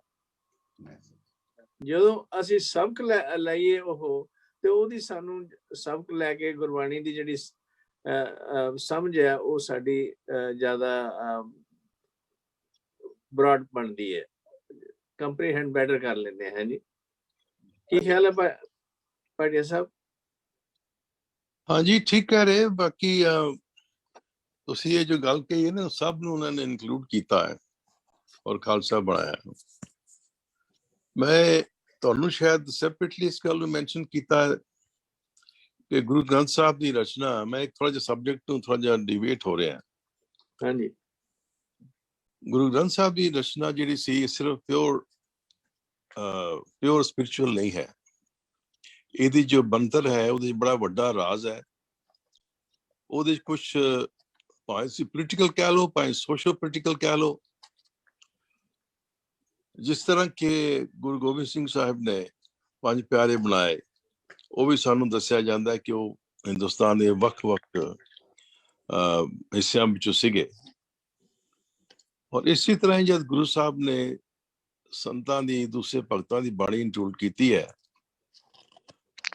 ਉਹਦੇ ਵਿੱਚ ਉਹਨਾਂ ਨੇ ਪੰਜਾਬ ਪਾਕਿਸਤਾਨ, ਸੋ ਕਾਲਡ ਪਾਕਿਸਤਾਨ, ਪੰਜਾਬ ਦੇ ਕੁਝ ਸੰਤ ਮਹਾਤਮਾ ਜਾਂ ਵਕੀਲ ਸਨ ਰਵਿਦਾਸ ਉੱਥੋਂ ਹੋਏ, ਉੱਥੋਂ ਮਹਾਰਾਸ਼ਟਰ ਤੋਂ ਜਾ ਕੇ ਉਹਨਾਂ ਨੇ ਉਹਨਾਂ ਦਾ ਲਿਆ, ਜੋ ਫਿਰ ਬੰਗਾਲ ਚ ਉਹਨਾਂ ਚ ਲਏ ਨੇ। ਸੋ ਇਹਦੇ ਪਿੱਛੇ ਇੱਕ ਇਹ ਗੱਲ ਨਹੀਂ ਹੈ ਕਿ ਪੰਜਾਬ ਜਾਂ ਉਹਨਾਂ ਦੇ ਏਰੀਆ ਦੇ ਵਿੱਚ ਕੋਈ ਅੱਛੇ ਮਹਾਨ ਸੰਤ ਜਾਂ ਹੋਰ ਵੱਡੇ ਮਹਾਤਮਾ ਨਹੀਂ ਹੋਏ, ਲੇਕਿਨ ਇਹਨਾਂ ਨੇ ਹਿੰਦੁਸਤਾਨ ਨੂੰ ਹਮੇਸ਼ਾ ਜੋੜਨ ਦੀ ਗੱਲ ਕੀਤੀ ਹੈ। ਗ੍ਰੰਥ ਦੀ ਵੀ ਐਸੀ ਰਚਨਾ ਕੀਤੀ ਹੈ ਜਿਹਦੇ ਚ ਇਹ ਚੀਜ਼ ਰਿਫਲੈਕਟ ਹੋਣੀ ਚਾਹੀਦੀ ਹੈ, ਉਹਨੂੰ ਅੰਡਰਸਟੈਂਡ ਕਰਨਾ ਚਾਹੀਦਾ। ਇਹ ਗੱਲ ਮੈਂ ਬਹੁਤ ਦਿਨ ਤੋਂ ਬਾਅਦ ਸੋਚੀ। ਮੈਂ ਕਿਹਾ ਵੀ ਭਗਤ ਸਾਹਿਬ ਨੇ, ਗੁਰੂ ਸਾਹਿਬ ਨੇ, ਪੰਜਵੇਂ ਪਾਤਸ਼ਾਹ ਨੇ, ਕਿਤੇ ਰਵਿਦਾਸ, ਕਿਤੇ ਫਰੀਦ, ਹਾਂਜੀ, ਕਿਤੇ ਆਪਣੇ ਜਿਹੜੇ ਆਪਣੇ ਹਨ ਕੀ ਸੀ ਉਹ ਬੰਗਾਲ ਤੋਂ ਕਿਹੜੇ ਸੀਗੇ, ਜੈਦੇਵ, ਜੈਦੇਵ, ਔਰ ਮਹਾਰਾਸ਼ਟਰ ਤੋਂ ਆਪਣੇ ਨਾਮਦੇਵ ਜੀ, ਇਹ ਸਾਰੇ ਹਿੰਦੁਸਤਾਨ ਤੋਂ ਉਹਨਾਂ ਨੂੰ ਲੱਭਣੇ ਸੀ ਇੱਕ ਇੱਕ ਕਰਕੇ, ਜਾਂ ਉਹਨਾਂ ਨੂੰ ਸਾਰੇ ਪੰਜਾਬ ਤੋਂ ਨਹੀਂ ਲੱਭੇ ਉਹਨਾਂ ਨੂੰ। ਇਹ ਇੱਕ ਬੜਾ ਵੱਡਾ ਰਾਜ਼ ਹੈ ਜਿਹੜਾ ਅਸੀਂ ਸਿੱਖ ਭੁੱਲ ਗਏ। ਸੋ ਇਸ ਗੱਲ ਤੇ ਮੈਂ ਕਾਫੀ ਸੋਚਦਾ ਰਹਿਣਾ। ਮੈਨੂੰ ਇਹੀ ਦਰਦ ਆਉਂਦੀ ਕਿ ਗੁਰੂ ਸਾਹਿਬ ਨੇ, ਇਹ ਨਹੀਂ ਕਿ ਗੁਰੂ 10ਵੇਂ ਪਾਤਸ਼ਾਹ ਨੇ ਖਾਲੀ ਕੀਤਾ ਹੈਗਾ, ਫਸਟ ਤੋਂ ਲਾਸਟ ਤੱਕ ਇਹ ਉਹਨਾਂ ਦੇ ਮਨ ਵਿੱਚ ਸੀ ਕਿ ਕਿਸ ਤਰ੍ਹਾਂ ਸਾਰੇ ਹਿੰਦੁਸਤਾਨ ਦੀ ਜਨਤਾ ਨੂੰ uplift ਕੀਤਾ ਜਾਵੇ, to not only that higher level of spirituality, but also to higher level of social consciousness or nationality, you can say. So in other words, ਤੁਸੀਂ ਕਹਿ ਰਹੇ ਹੋ ਜਿਹੜਾ ਇੱਕੋ ਓਂਕਾਰ ਦੀ concept ਹੈ, it's really a unifying concept. Unifying, it's a unifying concept. Yes, absolutely. Unifying concept. ਜਿਹੜੀ ਪਰ ਅਸੀਂ ਉਸ ਪਾਸੇ ਪੈ ਨਹੀਂ ਰਹੇ, ਅਸੀਂ ਭੁੱਲ ਗਏ ਆ, ਅਸੀਂ ਡਿਵਾਈਸਿਵ ਹੋ ਗਏ ਆ, ਅਸੀਂ ਵੱਖਰਪਣਾ ਬਹੁਤ ਜ਼ਿਆਦਾ ਕਰੀ ਜਾ ਰਹੇ ਹਾਂ। ਚਲੋ ਮੇਰਾ ਇੱਕ ਵਿਚਾਰ ਸੀ। I don't know how you agree with me or not, but no, you have a good point. Vasu ਸਾਹਿਬ, ਤੁਸੀਂ ਡਾਕਟਰ ਵਾਸੂ, ਤੁਸੀਂ ਦੱਸੋ ਆਪਣੇ ਵਿਚਾਰ। ਤੁਸੀਂ ਉਹ ਥੀਸਿਸ ਲਿਖਿਆ ਇਨਸਾਨੀਅਤ ਤੇ, ਗੁਰਮਤ ਦੇ ਵਿੱਚ ਇਨਸਾਨੀਅਤ ਦੀ ਸੰਕਲਪ, ਇਹਦੀ ਬਾਬਤ ਇਹ ਗੱਲਾਂ ਕਰ ਰਹੇ ਨੇ ਭਾਟੀਆ ਸਾਹਿਬ, ਉਹਨੂੰ ਬਹੁਤ ਕੁਛ ਆਪਣੇ ਚਾਨਣ ਪਾਓ। ਗੱਲ ਜੀ ਉਹ ਗੱਲ ਇਹ ਹੈ ਵੀ ਜਿਸ ਤਰ੍ਹਾਂ ਤੁਸੀਂ ਕਿਹਾ ਹੈ ਬਈ ਇੱਕ ਓਂਕਾਰ, ਇੱਕ ਤੇ ਓਂਕਾਰ ਦਾ ਮਤਲਬ ਹੈ ਸਰਵ ਵਿਆਪਕ। ਜੇ ਹੁਣ ਪਰਮਾਤਮਾ ਜਿਹੜਾ ਹੈ ਇਹ ਸਰਵ ਵਿਆਪਕ ਹੈ, ਇਹਦਾ ਮਤਲਬ ਹੈ ਮੇਰੇ 'ਚ ਵੀ ਹੈ, ਤੁਹਾਡੇ 'ਚ ਵੀ ਹੈ, ਸਾਰੀਆਂ ਕੌਮਾਂ 'ਚ ਹੈ। ਇਸ ਕਰਕੇ ਉਹਦੀ ਸਰਵ ਵਿਆਪਕਤਾ ਨੂੰ ਜਦੋਂ ਅਸੀਂ ਜੀਵਨ 'ਚ ਅਪਲਾਈ ਕਰਨਾ, ਉਦੋਂ ਵੀ ਅਸੀਂ ਸਰਵ ਵਿਆਪਕ ਹੀ ਹੋਣਾ ਹੈ। ਉਦੋਂ ਵੀ ਸਾਡੀ ਇੰਡੀਵਿਜੁਅਲਿਟੀ ਜਿਹੜੀ ਹੈ, ਜਿਹੜਾ ਵਿਅਕਤੀਪੁਣਾ ਹੈ, ਸਮੱਸਿਆ ਇਹ ਹੈ ਕਿ ਮਨੁੱਖ ਦਾ ਮਨ ਬ੍ਰਹਿਮੰਡ ਜਿੰਨਾ ਵਿਸ਼ਾਲ ਕਿਵੇਂ ਹੋਵੇ। ਮਨੁੱਖ ਜਿਹੜਾ ਇਹ ਜਿਹੜੇ ਸਥਾਨਕ ਇੱਕ ਧਰਮ ਹੈਗੇ ਨੇ, ਜਾਂ ਸਥਾਨਕ ਬੋਲੀਆਂ ਨੇ, ਜਾਂ ਸਾਡੇ ਬਾਡੀ ਦੇ ਪੱਧਰ ਦੇ ਸਵਾਦ ਨੇ, ਇਹਨਾਂ ਤੋਂ ਬੰਦਾ ਕਿਵੇਂ ਪਾਰ ਹੋਵੇ। ਉਹ ਕਹਿੰਦੇ ਨਦੀਆਂ ਪਾਰ ਰਾਂਝਣ ਦਾ ਠਾਣਾ, ਕੀਤਾ ਕੌਲ ਜ਼ਰੂਰੀ ਜਾਣਾ, ਮਿੰਨਤਾਂ ਕਰਾ ਮਲਾਹ ਨਾਲ, ਦਿਲ ਅਟਕਿਆ ਬੇਪਰਵਾਹ ਨਾਲ। ਇਹ ਸ਼ਾਹ ਹੁਸੈਨ ਕਹਿੰਦਾ ਵੀ ਦਿਲ ਤਾਂ ਬੇਪਰਵਾਹ ਨਾਲ ਅਟਕਣਾ ਚਾਹੀਦਾ ਸੀ, ਦਿਲ ਤਾਂ ਅਨੰਤ ਪਰਮਾਤਮਾ ਨਾਲ ਅਟਕਣਾ ਚਾਹੀਦਾ ਸੀ, ਤੇ ਸਾਡਾ ਦਿਲ ਜਿਹੜਾ ਥਾਂ ਥਾਂ ਤੇ ਅਟਕਦਾ, ਜਿੱਦਾਂ ਭੌਰੇ ਥਾਂ ਥਾਂ ਸੁਗੰਧੀਆਂ ਲੈਂਦੇ ਨੇ।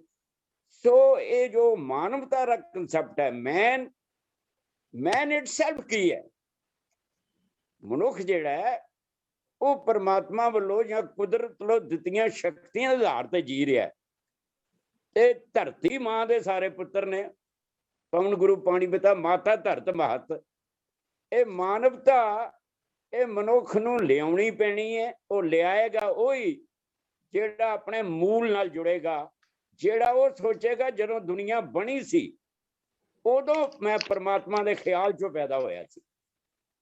ਅਸੀਂ ਕੀ ਹਾਂ, ਗਜ਼ਾਲੀ ਇੱਕ ਦਾਰਸ਼ਨਿਕ ਹੋਏ ਨੇ, ਗਜ਼ਾਲੀ, ਉਹ ਕਹਿੰਦੇ ਨੇ ਅਸੀਂ ਰੱਬ ਦੇ ਖਿਆਲ ਤੋਂ ਉਪਜੇ ਹਾਂ। ਜਦੋਂ ਪਰਮਾਤਮਾ ਸਮਾਧੀ 'ਚ ਬੈਠਾ ਸੀ, ਜਾਂ ਤਿਸ ਭਾਣਾ ਤਾਂ ਜਗਤ ਪਾਇਆ, ਉਹਦੇ ਮਨ 'ਚ ਖਿਆਲ ਆਇਆ ਸੀ, ਜਗਤ ਪੈਦਾ ਹੋ ਗਿਆ। ਹੁਣ ਜਿਹੜੀ ਅਨੇਕਤਾ ਹੈ, ਇਹ ਅਨੇਕਤਾ ਸਾਡੇ ਗਲ ਪੈ ਗਈ ਹੈ। ਇਹਨੂੰ ਲਾਉਣਾ ਕਿੱਦਾਂ?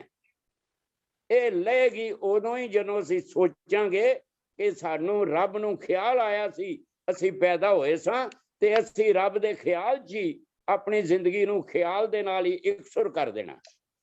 ਖਿਆਲਾਂ ਦੀ ਦੁਨੀਆ, ਸੰਕਲਪਾਂ ਦੀ ਦੁਨੀਆ ਜਾਣਾ ਪਏਗਾ, ਨਹੀਂ ਤਾਂ ਆ ਜਿਹੜਾ ਆਲਾ ਦੁਆਲਾ ਸਾਡਾ, ਇਹ ਤਾਂ ਹਮੇਸ਼ਾ ਹੀ ਸਾਡੇ ਕੋਲੋਂ ਸਾਡੀ ਜਿਹੜੀ ਇਨਫਿਨਿਟੀ ਇਹ ਖੁੰਦ ਹੈ, ਸਾਡੀ ਅਸੀਮਤਾ ਖੁੰਦ ਹੈ। ਸਾਨੂੰ ਅਸੀਂ ਅਸੀਮਤ ਹਾਂ, ਪਰ ਇਹ ਸੀਮਤ ਬਣਾਈ ਜਾਂਦਾ ਸਾਨੂੰ। ਅਸੀਂ ਆਪਣੀ ਵਿਸ਼ਾਲਤਾ ਨੂੰ ਨਹੀਂ ਭੁੱਲਣਾ।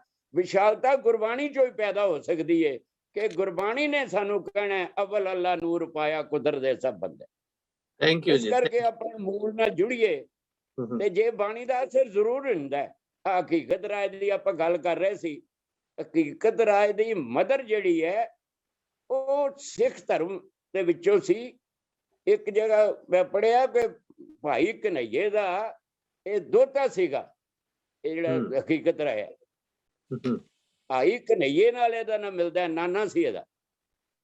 ਇਸ ਕਰਕੇ ਇਹ ਗੁਰਸਿੱਖੀ ਵੈਸੇ ਹੈ ਹਿੰਦੂ ਘਰ ਚ ਪੈਦਾ ਹੋਇਆ ਸੀ ਹਕੀਕਤ ਰਾਏ, ਪਰ ਮਾਂ ਦੀ ਸਿੱਖਿਆ ਬੜੀ ਇੱਥੇ ਕਾਰਗਰ ਸੀ ਕਿਉਂਕਿ ਮਾਂ ਸਿੱਖੀ ਖਿਆਲਾਂਦੀ ਸੀ। ਤੇ ਉਹ ਜਿਹੜਾ ਜਦੋਂ ਝਗੜਾ ਚੱਲਿਆ, ਜਦੋਂ ਕਲਾਸਮੇਟ ਫਾਰਸੀ ਪੜ੍ਹਦੇ ਸਨ ਰਲ ਕੇ ਬੱਚੇ, ਤੇ ਉਹਨਾਂ ਨੇ ਉਹ ਕਲਾਸਮੇਟ ਜਿਹੜੇ ਸੀ ਉਹਨਾਂ ਦੁਰਗਾ ਮਾਤਾ ਤੇ ਵਿਅੰਗ ਕਰ ਦਿੱਤਾ ਤੇ ਇਹਨੇ ਕਹਿਤਾ ਬਈ ਮੈਂ ਫਾਤਮਾ ਦੇਵੀ ਤੇ ਜੇ ਕਵਾਂ ਫਿਰ ਤੁਹਾਨੂੰ ਮਾੜਾ ਲੱਗੇਗਾ। ਇੱਥੋਂ ਗੱਲ ਝਗੜਾ ਸ਼ੁਰੂ ਹੋਇਆ ਤੇ ਕਿੱਥੇ ਝਗੜਾ ਜਾ ਕੇ ਪਹੁੰਚਿਆ ਉਹ ਲਾਹੌਰ ਦੇ ਵਿੱਚ ਜਾ ਕੇ, ਤੇ ਲਾਹੌਰ ਦੇ ਸੂਬੇਦਾਰ ਨੇ ਵੀ ਕਿਹਾ ਵੀ ਇਹ ਗੱਲ ਸਦਾ ਕੋਈ ਨਹੀਂ ਮੈਂ ਦੇਣੀ। ਪਰ ਮੌਲਵੀ ਜਿਹੜੇ ਸਨ ਉਹ ਅੜ ਗਏ, ਉਹ ਕਹਿੰਦੇ ਤੁਸੀਂ ਧਰਮ ਸੰਸਦ ਨੂੰ ਦੇ ਦਿਓ ਕੇਸ, ਸਾਨੂੰ ਮੌਲਵੀਆਂ ਨੂੰ ਦੇ ਦਿਓ। ਤੇ ਮੌਲਵੀਆਂ ਨੇ ਕਿਹਾ ਵੀ ਇਹ ਧਰਮ ਦੇ ਵਿਰੁੱਧ ਗੱਲ ਕੀਤੀ, ਫਾਤਮਾ ਦੇਵੀ ਦੇ ਵਿਰੁੱਧ ਨੇ, ਤੇ ਇਹਨੂੰ ਖੱਡਾ ਪੁੱਟੋ। ਖੱਡਾ ਪੁੱਟ ਕੇ ਉਹਨੂੰ ਵਿੱਚ ਖੜਾ ਕਰਤਾ ਗਿਆ ਤੇ ਲੋਕਾਂ ਨੂੰ ਕਿਹਾ ਗਿਆ ਵੀ ਇਹਨੂੰ ਪੱਥਰ ਮਾਰੋ। ਜਿਵੇਂ ਉਧਰੋਂ ਨੀਹਾਂ ਵਿੱਚ ਚੁਣਨ ਦਾ ਕਾਜ਼ੀਆਂ ਮੌਲੀਆਂ ਨੇ ਦਿੱਤਾ ਸੀ, ਇਧਰ ਪੱਥਰ ਮਾਰਨ ਦੀ ਗੱਲ ਜਿਹੜੀ ਹੈ ਇਸ ਤਰ੍ਹਾਂ ਉਹ ਸ਼ਹੀਦ ਹੋਇਆ। ਤੋ ਇਸ ਤਰ੍ਹਾਂ ਇਹ ਧਰਮ ਜਿਹੜਾ ਇਹ ਵੀ ਰਚ ਜਾਂਦਾ। ਆ ਮਾੜੇ ਮਾੜੇ ਸ਼ੌਂਕ ਜਿਹੜੇ ਨੇ, ਆ ਕਈ ਸਿਗਰਟ ਪੀਂਦੇ ਨੇ, ਸ਼ਰਾਬ ਪੀਂਦੇ ਨੇ, ਉਹ ਨਹੀਂ ਛੁੱਟਦੇ। ਤੇ ਧਰਮ ਜਿਹੜਾ ਉਹ ਕਿਵੇਂ ਛੁੱਟੂ? ਜਿਹਦਾ ਸੰਬੰਧ ਹੀ ਆਤਮਾ ਨਾਲ ਹੈ। ਤੋ ਇੱਕ ਵਾਰੀ ਉਹਨਾਂ ਨੇ ਮਾਂ ਜਿਹੜੀ ਸੀ, ਪਿਤਾ ਇਹ ਠਠੰਬਰ ਗਏ ਸੀ, ਉਹਨਾਂ ਨੇ ਕਿਹਾ ਸੀ ਵੀ ਅਸੀਂ ਇਹਨੂੰ ਮਾਰ ਦੇਣਾ। ਉਹ ਕਹਿੰਦੇ ਇੱਕ ਰਾਤ ਸਾਨੂੰ ਦੇ ਦਿਓ ਸਿਰਫ। ਤੇ ਮਾਤਾ ਪਿਤਾ ਨੇ ਬੜਾ ਸਮਝਾਇਆ ਹਕੀਕਤ ਰਾਏ ਨੂੰ, ਤੇ ਹਕੀਕਤ ਰਾਏ ਨੇ ਮਾਂ ਨੂੰ ਕਿਹਾ ਤੂੰ ਆਪੇ ਤੇ ਮੈਨੂੰ ਸਿੱਖਿਆ ਦਿੰਦੀ ਸੀ ਵੀ ਧਰਮ ਤੇ ਕਾਇਮ ਰਹੀਦਾ, ਹੁਣ ਤੇਰੀ ਸਿੱਖਿਆ ਦੇ ਵਿਰੁੱਧ ਤੂੰ ਬੋਲੀ ਜਾਂਦੀ ਹੈ। ਇਸ ਤਰ੍ਹਾਂ ਮਾਂ ਨੂੰ ਨਿਰਉੱਤਰ ਕਰ ਦਿੱਤਾ। ਇਸ ਤਰ੍ਹਾਂ ਜਿਹੜਾ ਧਰਮ ਹੈ ਇਹ ਵੀ ਇੱਕ ਜੀਵਨ ਦਾ ਇੱਕ ਅੰਗ ਬਣ ਜਾਂਦਾ।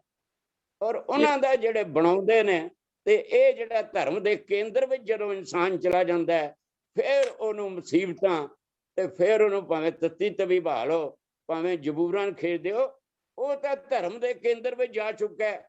ਉਹ ਜਿਹੜਾ ਸ਼ਹੀਦ ਹੁੰਦਾ ਉਹ ਤਾਂ ਆਪਣੇ ਕੇਂਦਰ ਵਿੱਚ ਹੈ, ਪਰ ਆਮ ਲੋਕਾਂ ਨੂੰ ਪਤਾ ਨਹੀਂ ਲੱਗਦਾ। ਇਸ ਕਰਕੇ ਇਹ ਗੱਲਾਂ ਧਰਮ ਦੀਆਂ ਨੇ, ਇਹ ਸਪਿਰਿਚੁਅਲਿਜ਼ਮ ਦੀਆਂ ਨੇ। ਪਰ ਇਹ ਠੀਕ ਹੈ ਭਾਟੀਆ ਸਾਹਿਬ ਨੇ ਜਿਹੜਾ ਕਿਹਾ ਕਿ ਗੁਰੂ ਗ੍ਰੰਥ ਸਾਹਿਬ ਦੀ ਸਿੱਖਿਆ ਸਾਨੂੰ ਦੁਨੀਆ ਤੋਂ ਮੋੜਦੀ ਨਹੀਂ, ਸਾਨੂੰ ਪਲਾਇਨਵਾਦੀ ਨਹੀਂ ਬਣਾਉਂਦੀ, ਸਾਨੂੰ ਪੈਸੀਮਿਸਟ ਬਣਾਉਂਦੀ। ਅਸੀਂ ਦੁਨੀਆ ਦੀਆਂ ਸਮੱਸਿਆਵਾਂ ਨਾਲ ਖਹਿੰਦੇ ਹਾਂ ਕਿਉਂਕਿ ਅਸੀਂ ਸਨਮਾਨ ਸਹਿਤ ਜੀਵਨ ਜੀਣਾ ਚਾਹੁੰਦੇ ਹਾਂ, ਤੇ ਜਿੱਥੇ ਸਾਨੂੰ ਸਨਮਾਨ ਨੂੰ ਠੇਸ ਪਹੁੰਚਦੀ ਹੈ ਅਸੀਂ ਉਹਦੇ ਵਿਰੁੱਧ ਖੜੇ ਹੋ ਜਾਂਦੇ ਹਾਂ। ਤੇ ਗੁਰੂ ਗ੍ਰੰਥ ਸਾਹਿਬ ਜਿਹੜਾ ਉਹ ਦੋਨਾਂ ਪਾਸੇ ਸਨਮਾਨ ਦਾ, ਬਈ ਦੁਨੀਆ ਵਿੱਚ ਵੀ ਸਨਮਾਨ ਹੋਵੇ, ਤੇ ਜੇ ਦੁਨੀਆ ਸਨਮਾਨ ਨਹੀਂ ਤਾਂ ਰੱਬ ਦੇ ਦਰ ਕੋਈ ਸਨਮਾਨ ਨਹੀਂ। ਹਲਤ ਸੁਖ ਪਲਤ ਸੁਖ ਨਿਤ ਸੁਖ ਸਿਮਰਨੋ, ਨਾਮ ਗੋਬਿੰਦ ਕਾ ਸਦਾ ਲੀਜੇ, ਮਿਟੇ ਕਮਾਣੇ ਪਾਪ ਚਰਾਣੇ, ਸਾਧ ਸੰਗ ਮਿਲ ਮੋਆ ਜੀਜੇ। ਸਾਧ ਸੰਗ ਚ ਮਰੇ ਬੰਦੇ ਨੇ, ਮਰੀ ਜ਼ਮੀਰਾਂ ਵੀ ਜਾਗ ਪੈਂਦੀਆਂ ਨੇ। ਗੁਰੂ ਸਾਰੇ ਹੈ ਹੀ ਸਨ ਜ਼ਿੰਦਾ ਜ਼ਮੀਰ ਦੇ ਆਦਮੀ, ਇਸੇ ਕਰਕੇ ਚੱਕਰ ਪੈ ਜਾਂਦੇ ਨੇ ਥਾਂ ਥਾਂ ਪੰਜਾਬੀਆਂ ਦੇ। ਇੰਨੇ ਕੁ ਧੰਨਵਾਦ ਜੀ, ਸ਼ੁਕਰੀਆ ਜੀ। ਥੈਂਕ ਯੂ ਜੀ, ਥੈਂਕ ਯੂ, ਵੈਰੀ ਨਾਈਸ। ਦੇਖੋ ਮਹਾਰਾਜ ਕਹਿੰਦੇ ਆ ਅਨੇਕ ਹੈ ਫਿਰ ਇੱਕ ਹੈ ਜੀ। ਜਾਂ ਨਿਰਗੁਣ ਤੇ ਸਰਗੁਣ ਸਰੂਪ ਦੀ ਗੱਲ ਕਰਦੇ ਗੁਰੂ ਅਰਜਨ ਦੇਵ ਜੀ ਸੁਖਮਨੀ ਸਾਹਿਬ ਦੇ ਵਿੱਚ। ਤੇ ਜਿਹੜੀ ਹੈਗੀ ਹੈ unity is through acceptance and celebration of diversity. ਉਹ ਜਿਹੜੀ ਡਾਇਵਰਸਿਟੀ ਹੈ can not exist if God Vaheguru didn't want it. ਇਹ ਐਗਜ਼ਿਸਟ ਹੀ ਤਾਂ ਕਰਦੀ ਹੈ instead of sameness ਕਿਉਂਕਿ that's part of his divine plan.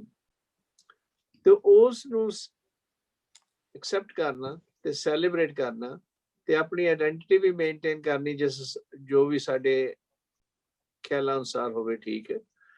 this all part of the same game ਜਿਹੜੀ ਇੱਕ ਓਮਕਾਰ ਹੈ।